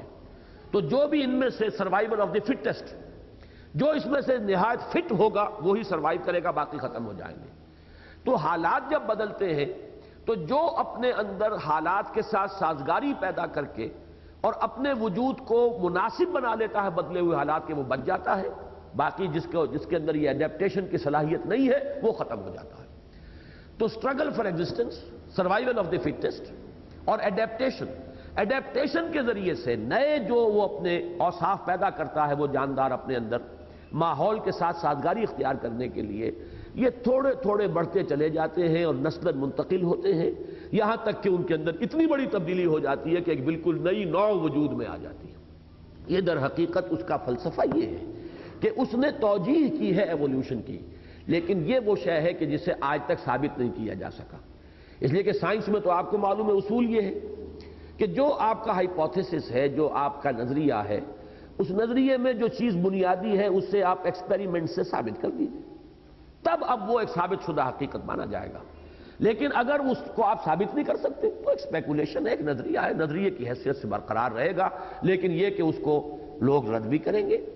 چنانچہ ڈارون کا نظریہ جو ہے وہ خود بایولوجی کے میدان میں رد کیا گیا ہے، اور بہت سے دوسرے متبادل جو ہے نظریات پیش کیے گئے، اس لیے کہ یہ ثابت نہیں ہو سکا کہ ایکوائرڈ کریکٹر جو ہوتا ہے، کوئی حیوان اپنے اندر جو نئی چیز پیدا کرتا ہے، وہ آیا نسلاً منتقل ہو سکتی ہے؟ وہ آگے نسلاً منتقل نہیں ہوتی، وہ اس انڈیویجول تک رہ جاتی ہے، بات آگے نسلاً منتقل نہیں ہوتی۔ اگر تو یہ ثابت کر دیا جائے ایکسپیریمنٹیشن سے کہ منتقل ہو سکتی ہے، تب تو ڈارون کا جو یہ نظریہ ہے یہ گویا کہ ثابت ہو جائے گا۔ لیکن جب تک اس کو اسٹیبلش نہ کیا جائے تجربے سے، اس وقت تک وہ نظریہ محض ایک نظریہ ہے۔ لیکن اصل شے اس کو علیحدہ رکھ لیجئے، میرے نزدیک چونکہ میرا رجحان ہے اس بات کی طرف کہ میں ارتقاء کو ماننے والوں میں سے ہوں، اور ارتقاء کے اندر میرے نزدیک جو شے تبدیلی پیدا کرتی ہے وہ امر اللہ ہے، کن فیکون۔ اللہ تعالیٰ تدریجاً ایک کے بعد دوسری، دوسری کے بعد تیسری، ایک سے دوسری جو نوع پیدا کر رہا ہے، اس میں یہ نہیں ہوتا ہے کہ ایکوائرڈ کریکٹر جو ہے خود بخود ٹرانسمٹ ہو جائیں، بلکہ اس کے اندر تبدیلی ہر مرحلے پر لفظ کن کے ذریعے سے، اللہ کے امر کے ذریعے سے وہ تبدیلی آتی ہے۔ اس بات کو اگر سمجھ لیا جائے، اس کو مان لیا جائے، تو پھر نظریہ ارتقاء کے اندر نہ کوئی کفر رہا نہ کوئی شرک رہا۔ اس کی اسلام کے ساتھ اب کوئی یوں سمجھیے کہ مقابلے یا مخالفت کا مسئلہ نہیں۔ اس کی مثال جو میں دیا کرتا ہوں وہ یہ ہے کہ ایک تصور تو یہ ہے کہ کوئی اوپر سے کوئی دیوتا ہے یا دیوی ہے یا اللہ ہے، کوئی چھاج ہے، اس میں سے وہ پانی برسا رہا ہے، ایک یہ تصور ہو سکتا ہے، توہماتی تصور۔ ایک تصور یہ ہے کہ نہیں صاحب، یہ تو ہم نے جان لیا، ہمیں معلوم ہو گیا بارش کیسے برستی ہے، وہ تو سمندر سے بخارات اٹھتے ہیں، پھر وہ اوپر جاتے ہیں، ٹھنڈے ہو جاتے ہیں، تو وہ پھر بادلوں کی شکل اختیار کرتے ہیں، پھر ہوائیں ان کو لے کر دور دراز جگہ پر جاتی ہیں، پھر وہ کئی پہاڑوں سے ٹکراتے ہیں یا کوئی اور ایٹماسفیرک کنڈیشنز کی تبدیلی کی وجہ سے وہ بارش کی شکل میں یا برف کی شکل میں زمین پر آ جاتے ہیں۔ یہ ایک سائیکل ہے۔ پھر وہ برف پگھلتی ہے یا بارش پانی کا جو ہے وہ آتا ہے، وہ فضا کو دھوتا ہوا اور زمین کے مختلف ندیوں نالوں میں سے ہوتا ہوا پھر اور دریاؤں سے ہوتا پھر سمندر میں پہنچ جاتا ہے۔ یہ تو ایک سرکل ہے، یہ ایک سرکل ہے جو چل رہا ہے، واٹر سائیکل۔ اب یہ کہ اگر تو آپ یہ سمجھیں کہ یہ خود بخود ہو رہا ہے تو یہ کفر ہوگا۔ اگر آپ یہ کہیں کہ یہ سب کچھ اللہ کر رہا ہے، یہ اذن رب سے ہے، یہ قانون اللہ کا بنایا ہوا ہے، تو اس قانون کو مان کر اس کے معنی نفی نہیں ہو جائیں گے اللہ کی قدرت کے یا اللہ کی الوہیت کے یا اللہ کی حاکمیت کے، بلکہ اللہ نے یہ قاعدہ بنایا، اللہ نے یہ قانون بنایا۔ اسی طرح ارتقاء میں اگر حکم خداوندی، اذن خداوندی کو آخری فیصلہ کن بات مانی جائے تو پھر اس کے بعد اس میں کوئی کفر یا الحاد نہیں ہے۔ لیکن اگر یہ سمجھا جائے کہ یہ آٹومیٹک خود بخود اس طریقے سے ہو رہا ہے جیسے کہ ڈارون نے کہا، تو یقیناً پھر وہ مذہب سے اور مذہب کی تعلیمات سے بہت دور لے جاتا ہے انسان کو۔ اور آج مغرب میں سب سے بڑا المیہ یہی ہے۔ در حقیقت مذہب سے سب سے زیادہ دور کرنے والی شے سائنس کے میدان میں یہ نظریہ ارتقاء ہے اور کوئی دوسری شے نہیں ہے۔ فزکس کے میدان میں کوئی شے ایسی نہیں ہے کہ جو مذہب سے آپ کو دور لے جانے والی ہو۔ کیمسٹری کے میدان میں کوئی شے ایسی نہیں ہے جو ٹکراتی ہو مذہب کے ساتھ۔ یہ صرف یہی معاملہ ہے کہ ڈارون کے نظریہ ارتقاء نے جو توجیہ پیش کی ہے اس کے نتیجے میں الحاد اور کفر جو ہے وہ خود بخود ذہنوں کے اندر بیٹھ جاتا ہے۔ امریکہ جیسے ملک کے اندر ایک بڑا سٹرونگ ریزنٹمنٹ ہے کہ تم ہائی اسکول کے لیول پر نظریہ ارتقاء پڑھا دیتے ہو ہمارے بچوں کو، نتیجتاً مذہب کی کوئی بنیادی ان کے ذہن میں نہیں رہتی، اس کی بنیاد ہی ختم ہو جاتی ہے۔ لہذا وہاں ہمیشہ کنٹروورسی چلتی رہتی ہے کہ جو لوگ بھی کچھ مذہبی مزاج کے وہ کہتے ہیں کہ نظریہ ارتقاء ہائی اسکول لیول پر نہ پڑھایا جائے، یہ ابھی کچا ذہن ہوتا ہے، اور ہائی اسکول وہاں پر ہوتا ہے وہ 12 سال والا۔ تو یہ جو ایف اے یوں سمجھیے، آج کل ہمارے ابھی فیصلہ ہو گیا کہ تمام ہائی اسکول جو ہیں وہ ایف اے تک ان کو اپ گریڈ کر دیا جائے گا، تو وہاں پر پہلے ہی سے ایسا ہے۔ یہ جو ذہن ہے ابھی پختہ تو ہوتا نہیں اور بہت ریسیپٹیو ہوتا ہے، جو چیز آتی ہے ذہن میں بیٹھ جاتی ہے۔ اس مرحلے پر تم پڑھاتے ہو تو وہ تو اسے سمجھتا ہے کہ بس یہی واقعہ ہے اور ایمان لے آتا ہے، اور جس نے اس چیز کو اس شکل میں مان لیا اب اس کے لیے دین اور آخرت اور اللہ اور خدا اور یہ سب تمام چیزیں جو ہے وہ بالکل یوں سمجھیے کہ irrelevant ہو جاتی ہیں، ان کا کوئی بحث کا موقع ہی نہیں۔ تو یہ تصور ذہن میں رکھیں۔ باقی اس آیت کے اندر ایک نقشہ ہے، دیکھیے پودا، پلانٹ اور کوئی حیوان، اس میں فرق کیا ہے؟ باقی سارا میکینزم وہی ہے۔ پلانٹ جو ہے وہ گویا کہ گڑا ہوا ہے زمین میں، وہ ہل نہیں رہا ہے۔ باقی تو سارا میکینزم، بایولوجی آپ کو معلوم ہے، بایولوجی جو علم الحیات 2 حصوں میں تقسیم کریں گے، زوالوجی اور باٹنی۔ وہ علم نباتات ہے، یہ علم الحیوانات ہے، دونوں کو گروپ کرتے ہیں بایولوجی کے اندر کہ لائف اس میں بھی ہے، لائف اس میں بھی ہے۔ لیکن یہ پودا جو ہے یہ گڑا ہوا ہے ایک جگہ، جبکہ حیوان چل رہا ہے۔ باقی تو ساری فزیولوجی وہی کی وہ ہے۔ اس اعتبار سے اس کے اندر انبتکم من الارض نباتا ایک گویا کہ اشارہ ضرور موجود ہے کہ اس طریقے سے تدریجاً ارتقاء ہو کر انسان تک یہ عمل جو ہے تخلیق انسان تک پہنچا ہے۔ اور اگر اس طرف ذہن نہ آئے یا آدمی نہ چاہے اس انداز میں سوچنا، تب بھی ایک مفہوم موجود ہے، اور اس کا تقابل ہوگا آگے جو آیت آ رہی ہے کہ بعث بعد الموت میں تو اللہ تعالیٰ تمہیں قبر سے نکال لے گا جیسے نکالا جاتا ہے۔ وہاں یہ نہیں ہوگا کہ پھر بچے کی شکل میں کوئی آئے، پھر اس کی تدریجاً ترقی ہو، جیسے پودا ہے بڑھ رہا ہے، بڑھتا چلا جا رہا ہے، ابھی وہ صرف 2 پتیاں تھی، پھر آگے بڑھا، پھر آگے بڑھا، پھر تناور درخت بنا۔ اسی طریقے سے انسان کا بچہ ہے، وہ پیدا ہوا تو بہت ہی یوں سمجھیے کہ عاجز اور لاچار، بڑی مشکل سے تو وہ کھڑا ہونا سیکھتا ہے، پھر وہ بڑھتا ہے، اس کا قد جو ہے اونچا ہوتا چلا جاتا ہے۔ یہ اس تخلیق اول میں تو ایسا ہے، واللہ انبتکم من الارض نباتا۔ یہاں تو تم جیسے پودا اوپر پروان چڑھتا ہے اور اوپر جاتا ہے، ایسے ہی تم نے بھی 20 سال لیے ہیں اپنے اس قد تک پہنچنے میں یا اپنے اس جسم کی اس پختگی کو پہنچنے میں۔ لیکن قیامت کے دن بعث بعد الموت جب ہوگا تو وہ تو اللہ نکال لے گا. یخرجکم اخراجا، پھر وہاں جو ہے انبتکم نباتا والی بات نہیں ہوگی. پھر یہ وقت جو ہے اس میں نہیں لگے گا تمہاری اپنی اس پوری جو شخصیت ہے اس تک پہنچنے کے لیے. تو اس کے تقابل کے لیے بھی یہ لفظ جو ہے بہت ہی مناسب ہے کہ تمہیں یہاں تو اس نے اگایا ہے جیسے اگایا جاتا ہے، جیسے پیڑ تدریجاً بڑھتا ہے ایسے ہی تم بھی بڑھے ہو. لیکن یہ ہے کہ وہاں جب معاملہ ہوگا تو اس کے لیے الفاظ بعد میں آ رہے ہیں. بہرحال اس میں ایک اشارہ موجود ہے اس ارتقاء کی طرف بھی. ایک تو ہے ایک فرد کا پودے کی طرح آگے بڑھنا، ایک ہے اس پوری جو حیواناتی کنگڈم ہے، اینیمل کنگڈم، اس کے اندر تدریجاً ارتقاء ہوتے ہوئے. اور عجیب بات یہ ہے کہ یہ بایولوجی میں بھی اس کو کہا جاتا ہے ٹری آف ایوولوشن. یہ درخت ہے ارتقاء کا، اور اس ٹری آف ایوولوشن کے ٹاپ پر ہومو سیپینس جو ہے وہ انسان کا بایولوجیکل نیم ہے. Homo sapiens stands at the top of that evolution tree. تو وہاں بھی ایک تصور جو ہے وہ درخت کا دیا جاتا ہے، اور اس میں سے شاخیں نکلتی ہیں درخت میں سے. تو مختلف مراحل پر مختلف سپیشیز جو ہے علیحدہ ہوتی چلی گئی، لیکن درخت جو ہے ابھی بڑھتا چلا جا رہا ہے یہاں تک کہ اس کے ٹاپ پر ہومو سیپینز آیا. تو واللہ انبتکم من الارض نباتا، اس میں وہ رنگ بھی موجود ہے. اور یہ کہ عام معنی میں یہ بھی کہ جس طرح پودا تدریجاً بڑھتا ہے، بلند سے بلندتر ہوتا ہے یہاں تک کہ اپنی وہ جو پوری اس کی ہے اونچائی وہاں تک پہنچ جاتا ہے، اسی طرح تمہیں بھی اللہ نے اسی طرح اگایا ہے. فرق صرف یہ ہے کہ تم چلتے پھرتے اگے ہو، بڑھے ہو، اور وہ پودا جو ہے وہ ایک جگہ پر گڑا ہوا جو ہے وہ بڑھتا ہے، اور اس کے سوا کوئی فرق نہیں. واللہ انبتکم من الارض نباتا ثم یعیدکم فیہا، پھر وہ تمہیں اس کے اندر دوبارہ لے جائے گا. وَيُخْرِجُكُمْ إِخْرَاجًا، اور تمہیں نکال لے گا جیسے نکالا جاتا. یہ گویا کہ ایسے جیسے کسی جگہ پر صندوق میں کوئی چیز رکھی ہوئی اور نکال لی. اب اس میں کوئی ارتقاء وغیرہ کا مسئلہ نہیں ہے. وہ جو باعث بعد الموت ہے وہ دفعتاً ہے، وہ اچانک ہوگی. اس کے اندر یہ ارتقائی عمل نہیں ہوگا، نہ وہ ارتقاء لمبا عمل، اور نہ یہ ایک فرد کا ارتقاء جو ہو رہا ہے کہ وہ اتنا وقت لیتا ہے اپنی قوت اور شدت کو پہنچنے میں، وہ نہیں. وہ یخرجکم اخراجا، تمہیں وہاں سے نکال لے گا جیسے نکالا جاتا ہے. جیسے کوئی چیز بنی بنائی کہیں موجود ہے اور وہاں آپ نے ہاتھ ڈالا اور نکال لیا، ایسے ہی اللہ تعالیٰ تمہیں اس زمین سے دوبارہ نکال لے گا. واللہ انبتکم من الارض نباتا ثم یعیدکم فیہا ویخرجکم اخراجا واللہ جعل لکم الارض بساطا، اور اللہ تعالیٰ نے تمہارے لیے زمین کو ایک فرش بنا دیا ہے، بچھونا بنا دیا ہے.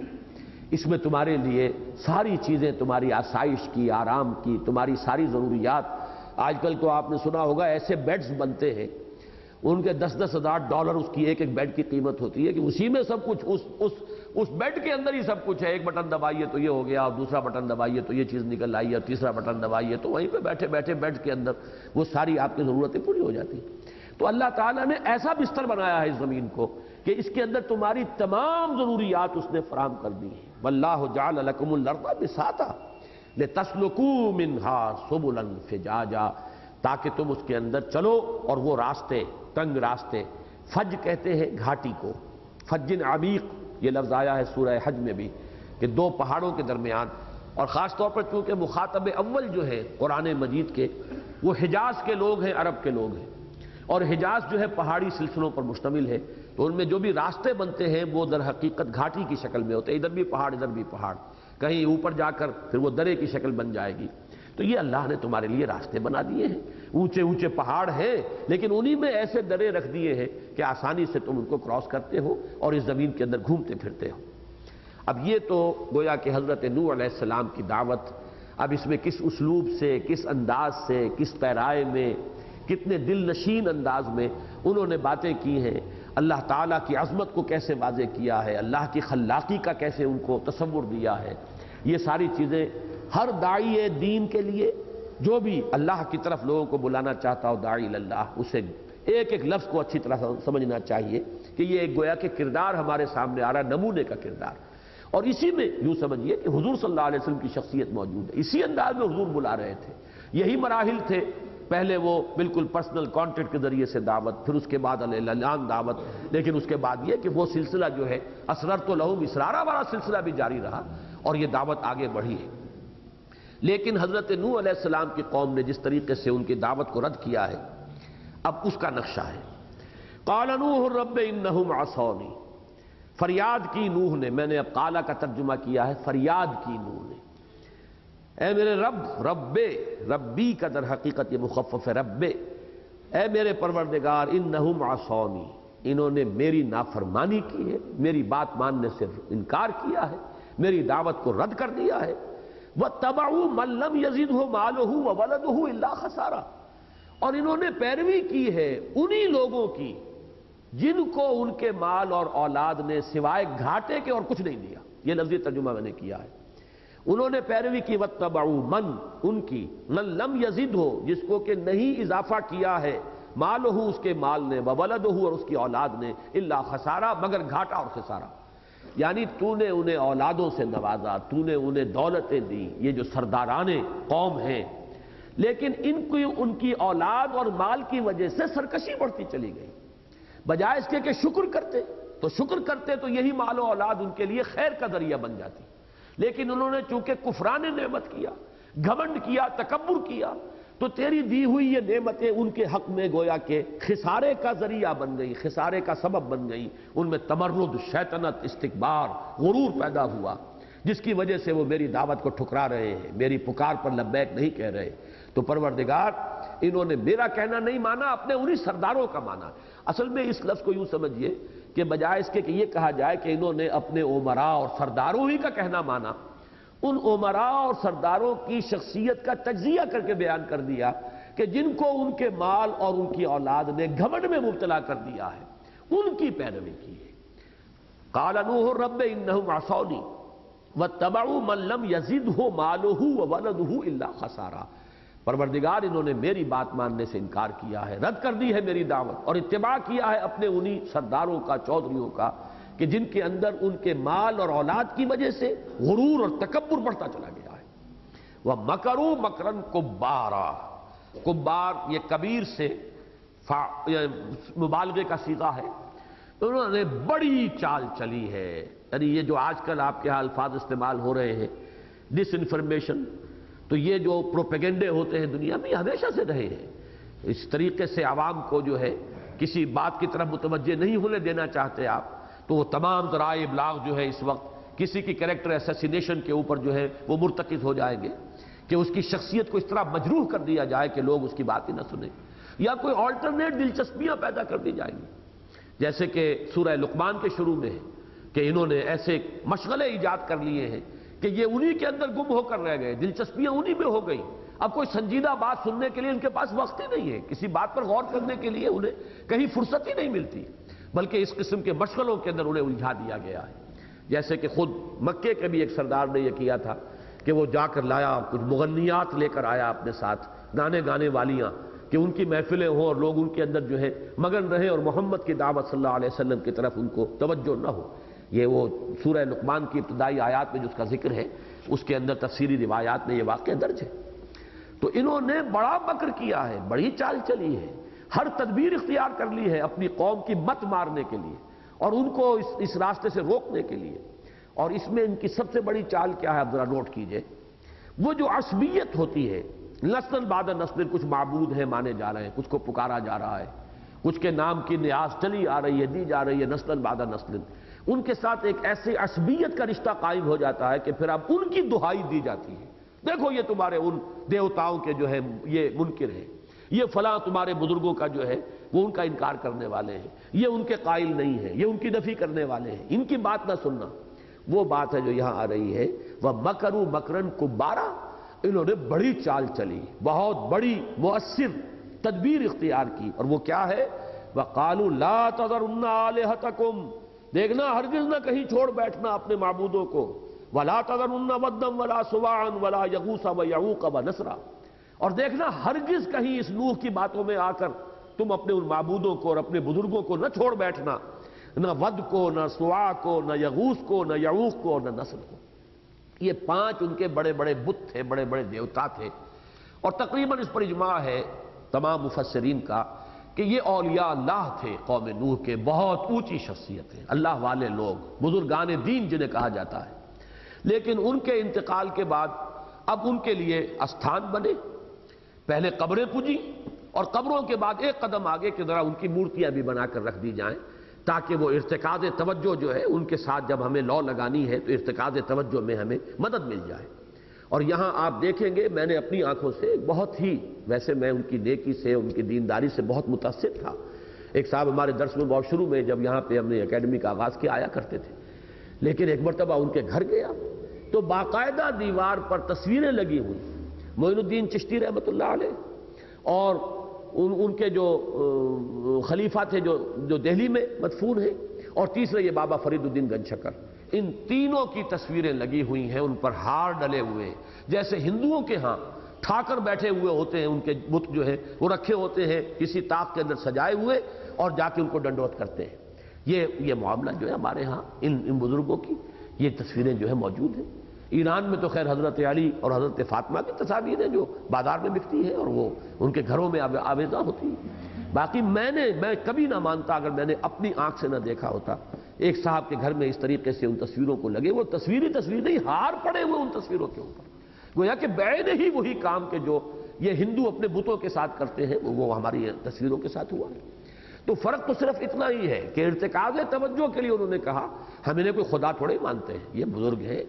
اہل اللہ ہیں، یہ ہماری سفارش کریں گے اور ہم ان کے جو ہے ان کے وسیلے سے اللہ تعالیٰ کا قرب حاصل کر سکتے ہیں، لہذا ان کے لیے ذرا ہم یعنی to show some respect for them ہم نے یہ چیزیں ایجاد کر لی. یہی فلسفہ بت پرستی کا بڑے مدلل انداز میں ڈاکٹر رادھا کرشنن نے دنیا کے سامنے پیش کیا کہ کون احمق سمجھتا ہے کہ یہ پتھر کی مورتی جو ہے اس میں کچھ ہے، یہ تو خود ہم تراشتے ہیں. لیکن یہ تو اصل میں صرف کنسنٹریشن، توجہ کے ارتکاز کے لیے،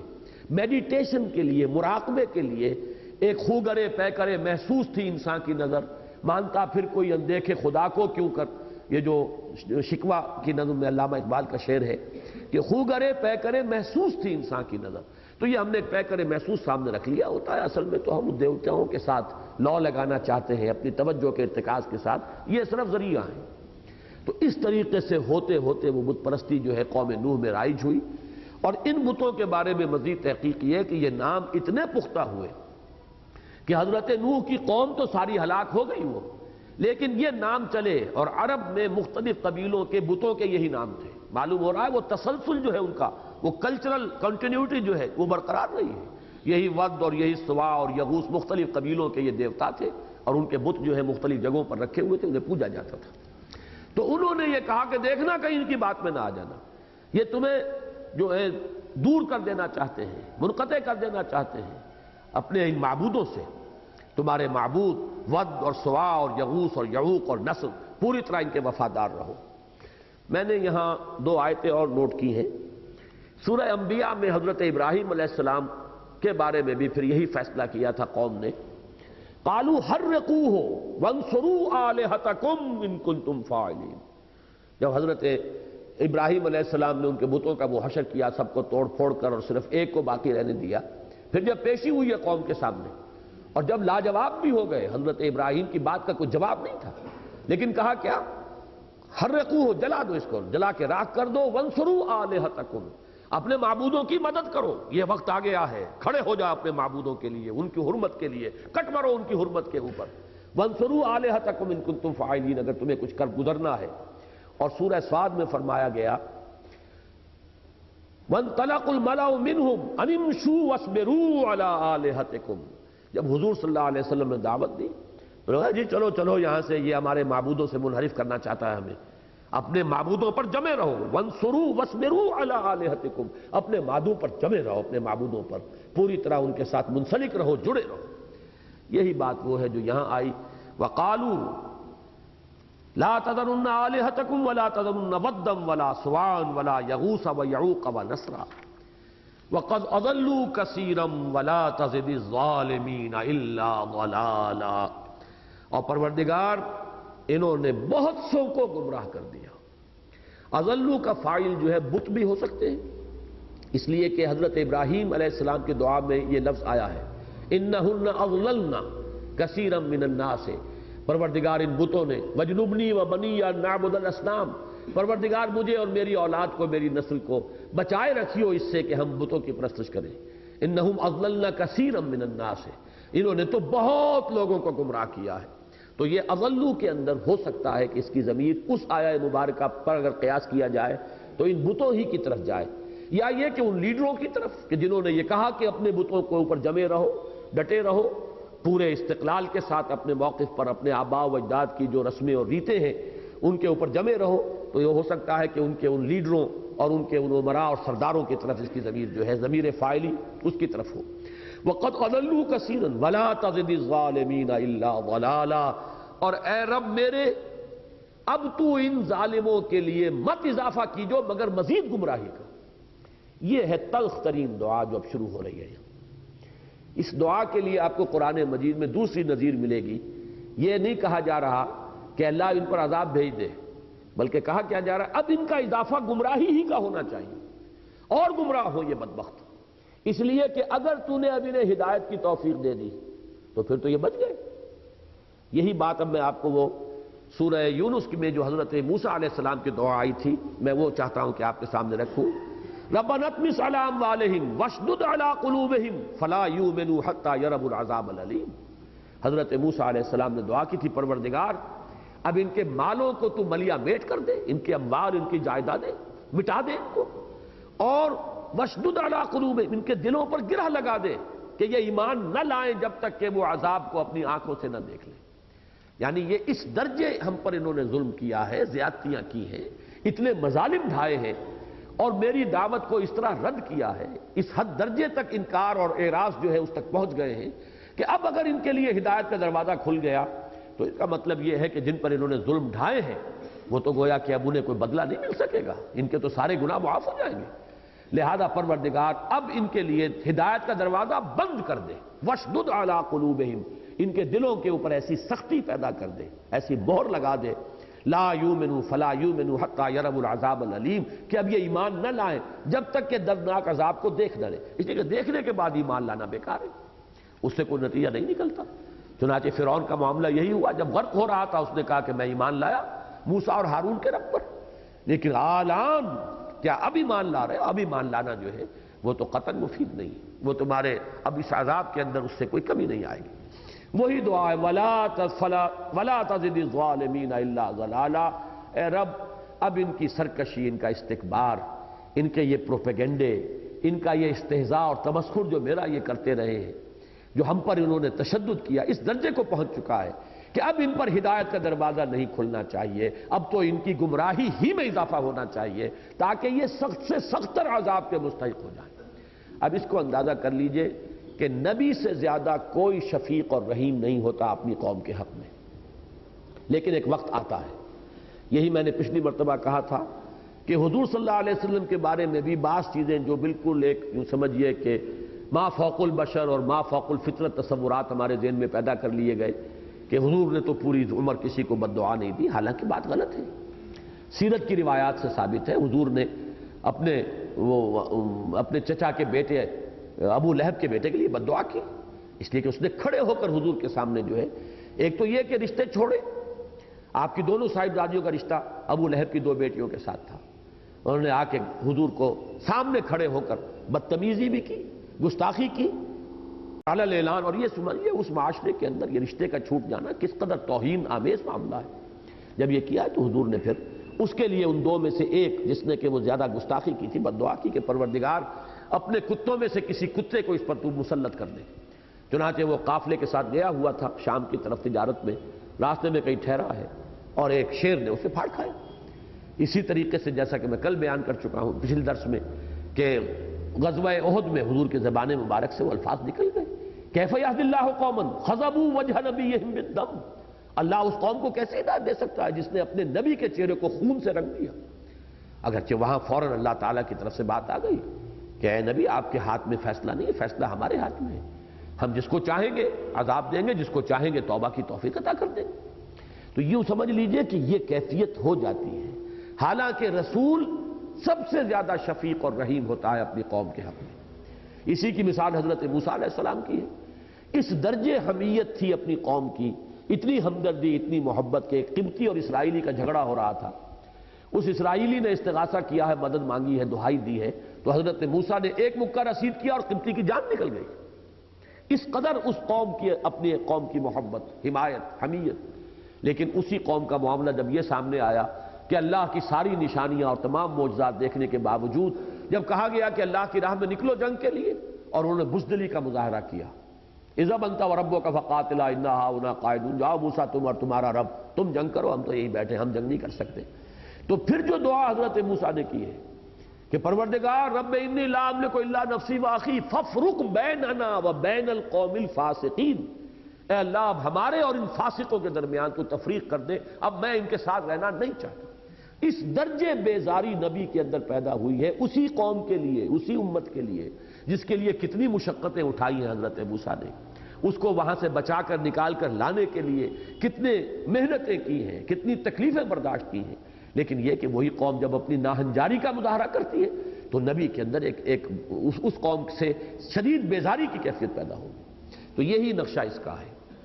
وَلَا تَزِدِ الظَّالِمِينَ إِلَّا ضَلَالًا، اب نہ اضافہ کیجو ان ظالموں کے لیے مگر گمراہی کا، اور گمراہ ہو اور بھٹک جائیں اور دور نکل جائیں تاکہ اور شدید سے شدید تر سزا کے مستحق بن جائیں۔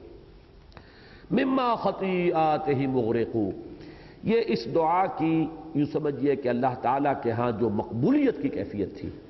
اس کے ظہور کے لیے، حالانکہ حضرت نوح کی دعا ابھی آگے چل رہی ہے، درمیان میں اللہ تعالیٰ نے فوری طور پر اس کا جو نتیجہ ہے اس کو بیان کیا، مما خطیئاتہم مغرقون، اپنی ان خطاؤں اور اپنی اس معصیت کی وجہ سے ان کی بنا پر وہ غرق بھی کر دیے گئے، وَأُدْخِلُوا نَارًا، اور داخل کر دیے گئے آگ میں،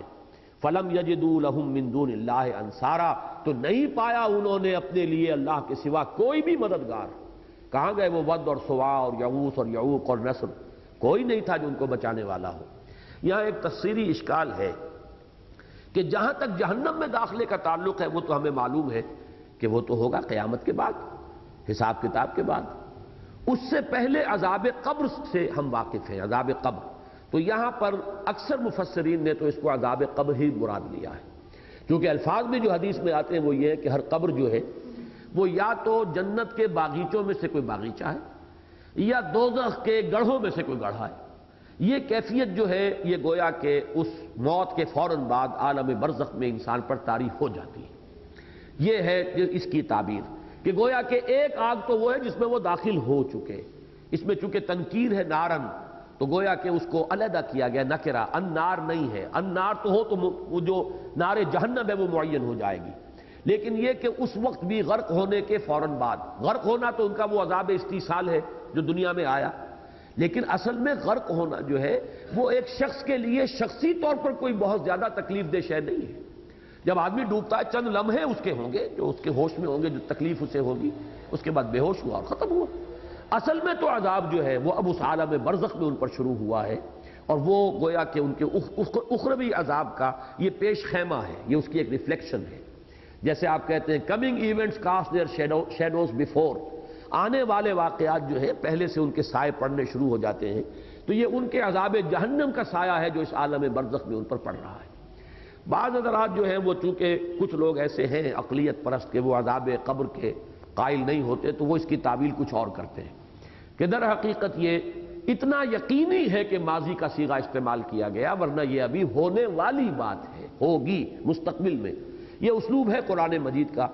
کہ قیامت کے حالات، آخرت کے، جنت کے، دوزخ کے واقعات کو بیان کرتے ہوئے اکثر ماضی کا صیغہ آ جاتا ہے، اور ماضی کا صیغہ جو عربی زبان میں کسی شے کے حتمی، قطعی، یقینی ہونے کے لیے بھی اس کے مظہر کے طور پر آتا ہے۔ تو یہ ایک تعویل یہ ہے، لیکن ہم چونکہ تسلیم کرتے ہیں احادیث صحیحہ میں خبر ہے یہ عذاب قبر کی، عالم برزخ کے اندر بھی معقول بات بھی ہے، سمجھ میں آتا ہے۔ اس کی سادہ سی مثال تو یہ ہے جو میں دیا کرتا ہوں کہ بچوں نے امتحان دیا ہوا ہے، اب ہر ایک کو پتا ہے میں نے کیا کیا ہے، رزلٹ تو ڈکلیئر ہوگا 31 مارچ کو، لیکن یہ کہ پہلے سے جان سوکھتی رہتی ہے ان کی کہ یہ کیا ہونے والا ہے، معلوم ہے جو کیا ہے۔ جن لوگوں نے اچھے پرچے کیے ہیں وہ اپنے عیش میں ہیں، وہ منتظر ہوتے ہیں، جیسے سورہ قیامہ میں آیا ہے وجوہ یومئذ ناظرۃ الی ربھا ناظرہ، چہرے تر و تازہ ہوں گے اپنے رب کی رحمت کے امیدوار، اپنے رب کی طرف دیکھتے ہوئے، اس لیے کہ انہیں پتا ہے بل الانسان علی نفسہ بصیرہ، انسان اپنے نفس پر بصیرت رکھتا ہے، اسے پتا ہے میں کیا کر کے آیا ہوں، اور امیدوار ہے اللہ تعالیٰ کی رحمت کا۔ وَوُجُوهٌ يَوْمَئِذٍ بَاسِرَةٌ تَظُنُّ أَن يُفْعَلَ بِهَا فَاقِرَةٌ، اور بہت سے چہرے اس دن ہوں گے سوکھے ہوئے، اور ان کو یہ گمان ہوگا کہ اب ان کے ساتھ وہ سلوک ہوگا کہ جو ریڑھ کی ہڈیوں کو توڑ دینے والا۔ تو یہ تو پہلے سے موجود ہے، گویا کہ نتیجہ ڈکلیئر بعد میں ہوگا، لیکن چہروں پر لکھا ہوا نتیجہ پہلے سے نظر آ جاتا ہے۔ یہی در حقیقت قبر میں یا عالم برزخ میں اس آخری انجام کا ایک عکس ہے جو پڑتا ہے، اور اسی کو حضور نے فرمایا یا وہ جنت کے باغیچوں میں سے ایک باغیچہ ہے اور یا دوزخ کے گڑھوں میں سے ایک گڑھا ہے۔ مما خطیئاتہم اغرقوا وادخلوا نارا فلم یجدوا لہم من دون اللہ انصارا، اس میں نفی ہے ان کے پورے فلسفہ شرک کی کہ انہوں نے ان معبودوں کو کیوں پوجا، کیوں یہ نظر اور نیاز کے سلسلے چلتے تھے، کیوں یہ چڑھاوے ہوتے تھے، یہ سب کچھ تو اسی لیے تھا کہ یہ اللہ کے ہاں ہمارے مددگار بنیں گے، تو کوئی مدد انہیں نہیں مل سکی یا کوئی مدد انہیں نہیں مل سکے گی۔ وقال نوح رب لا تذر علی الارض من الکافرین دیارا، اور کہا نوح نے میرے رب اب تو اس زمین پر کوئی گھر بستہ نہ چھوڑ، کافروں میں سے کسی کو زندہ نہ چھوڑ۔ یہ دیار جو ہے کسی دار میں رہنے والا، جو کہ ما فی الدار دیار، اس کے معنی یہ ہے کہ گھر بالکل خالی ہے، اس گھر کے اندر کوئی بسنے والا نہیں ہے، دار ہے دیار نہیں ہے، جو بھی اس گھر کو آباد کرنے والا وہ دیار ہے۔ لا تذر علی الارض من الکافرین دیارا، پروردگار اب تو زمین پر کافروں میں سے کسی ایک کو بھی بستا نہ چھوڑ۔ اس میں ذرا مسئلہ ہے جو تاریخ سے متعلق ہے، اکثر خیال یہ ہے کہ یہ عذاب جو آیا ہے یہ پوری دنیا میں آیا، یہ جو طوفان نوح ہے، لیکن زیادہ صحیح بات یہی معلوم ہوتی ہے کہ در حقیقت اس وقت تک نوع انسانی ابھی محدود تھی اسی علاقے میں، اور وہیں پر وہ عذاب آیا ہے۔ یہ جو علاقہ ہے جس کو آج کل ہم کردستان کے نام سے جانتے ہیں، جو اس وقت 5 ملکوں میں منقسم ہے، تھوڑا سا حصہ اس کا ایران میں ہے، خاصا بڑا چنک اس کا عراق میں ہے، کچھ حصہ اس کا شام میں ہے، کچھ حصہ اس کا ترکی میں ہے، اور کچھ روس میں ہے۔ یہ علاقہ ہے زیادہ تر پہاڑی علاقہ ہے، اسی میں وہ پہاڑی جودی جو ہے جس پر کہ حضرت نوح علیہ السلام کی کشتی جا کر پھر ٹکی ہے، اور جیسا کہ بعض مفسرین نے لکھا ہے کہ بعض جو ہوائی جہاز پائلٹس ہیں انہوں نے دیکھا ہے کہ ایک پہاڑی کے اوپر، چوٹی کے اوپر کوئی شے کشتی سے مشابہ جو ہے وہ نظر آتی ہے، لیکن کوئی ایکسپیڈیشن وہاں اس لیے نہیں جا سکتی کہ اس پہاڑ تک جانے کا راستہ صرف رشیا سے ہے، وہ اپروچیبل جو ہے باقی کسی اور ملک سے اپروچیبل نہیں ہے، صرف رشین سائٹ سے اس کو اپروچ کیا جا سکتا ہے، وہاں تک پہنچا جا سکتا ہے، واللہ عالم۔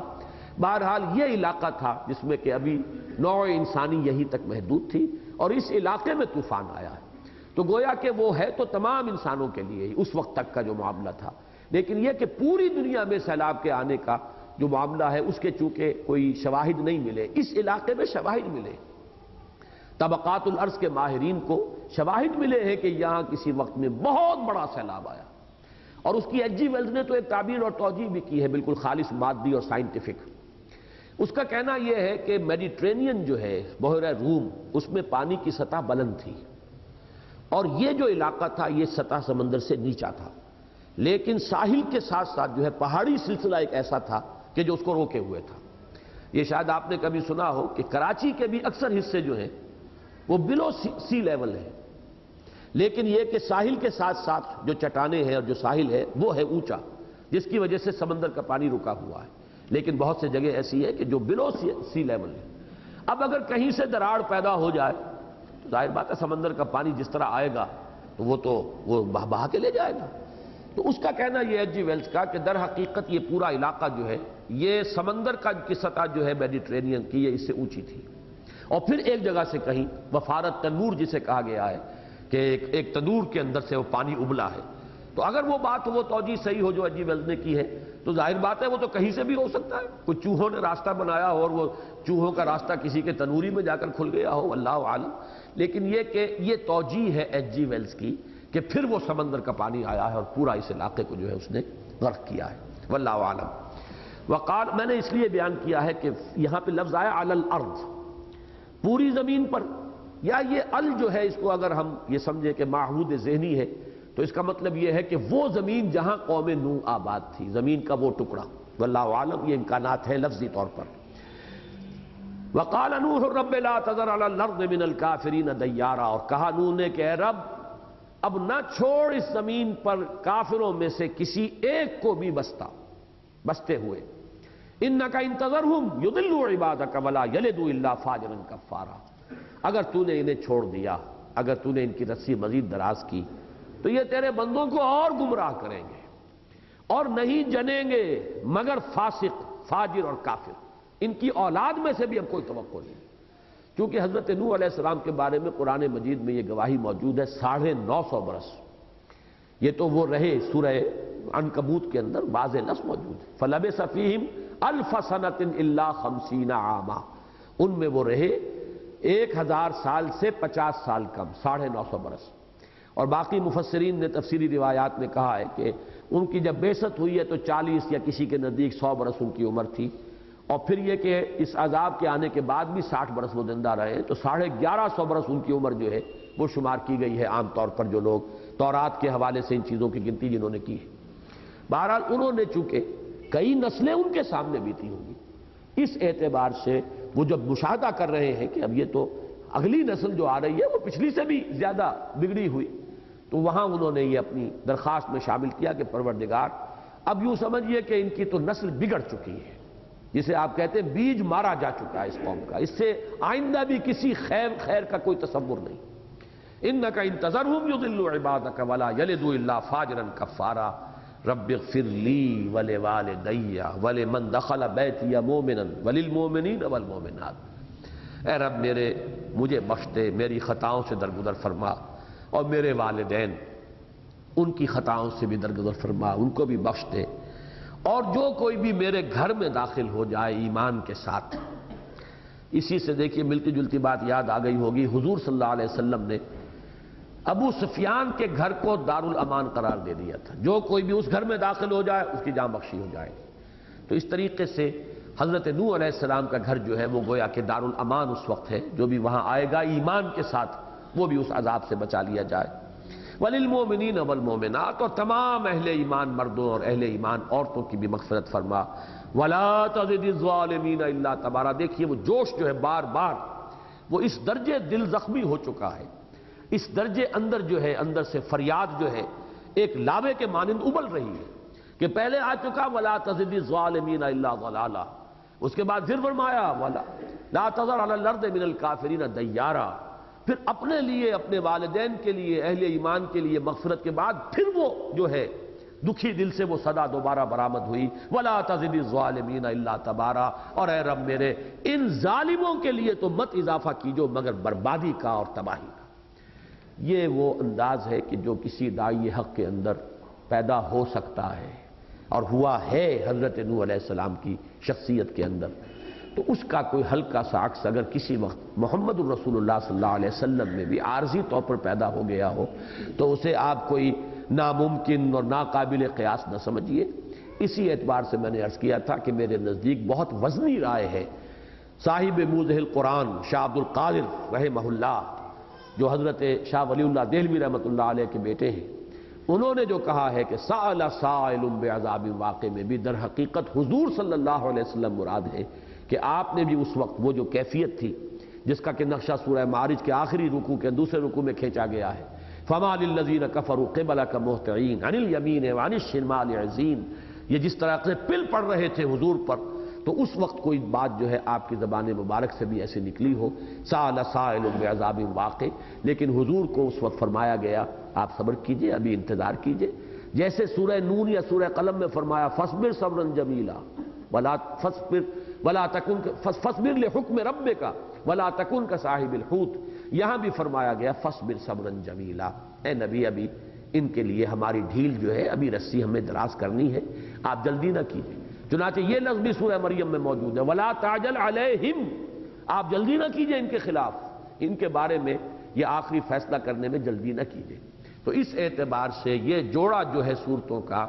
اس کا آغاز اس کا اختتام باہم معنوی طور پر آپس میں بہت مربوط ہے. بارک اللہ لی ولکم فی القرآن العظیم ونفعنی وایاکم بالآیات والذکر الحکیم. اللہ کا شکر ہے کہ جو میرا ارادہ تھا وہ پورا ہو گیا اور ہم نے ایک ہی نشست میں اس سورہ مبارکہ کا مطالعہ مکمل کر لیا ہے. اب اذان ہوگی اور اذان کے ختم ہونے کے 5 منٹ کے بعد جماعت ہوگی. وہ سوالات کی نشست آج بھی نہیں ہے، اگلے ہفتے انشاءاللہ پورے اہتمام کے ساتھ شروع کریں گے.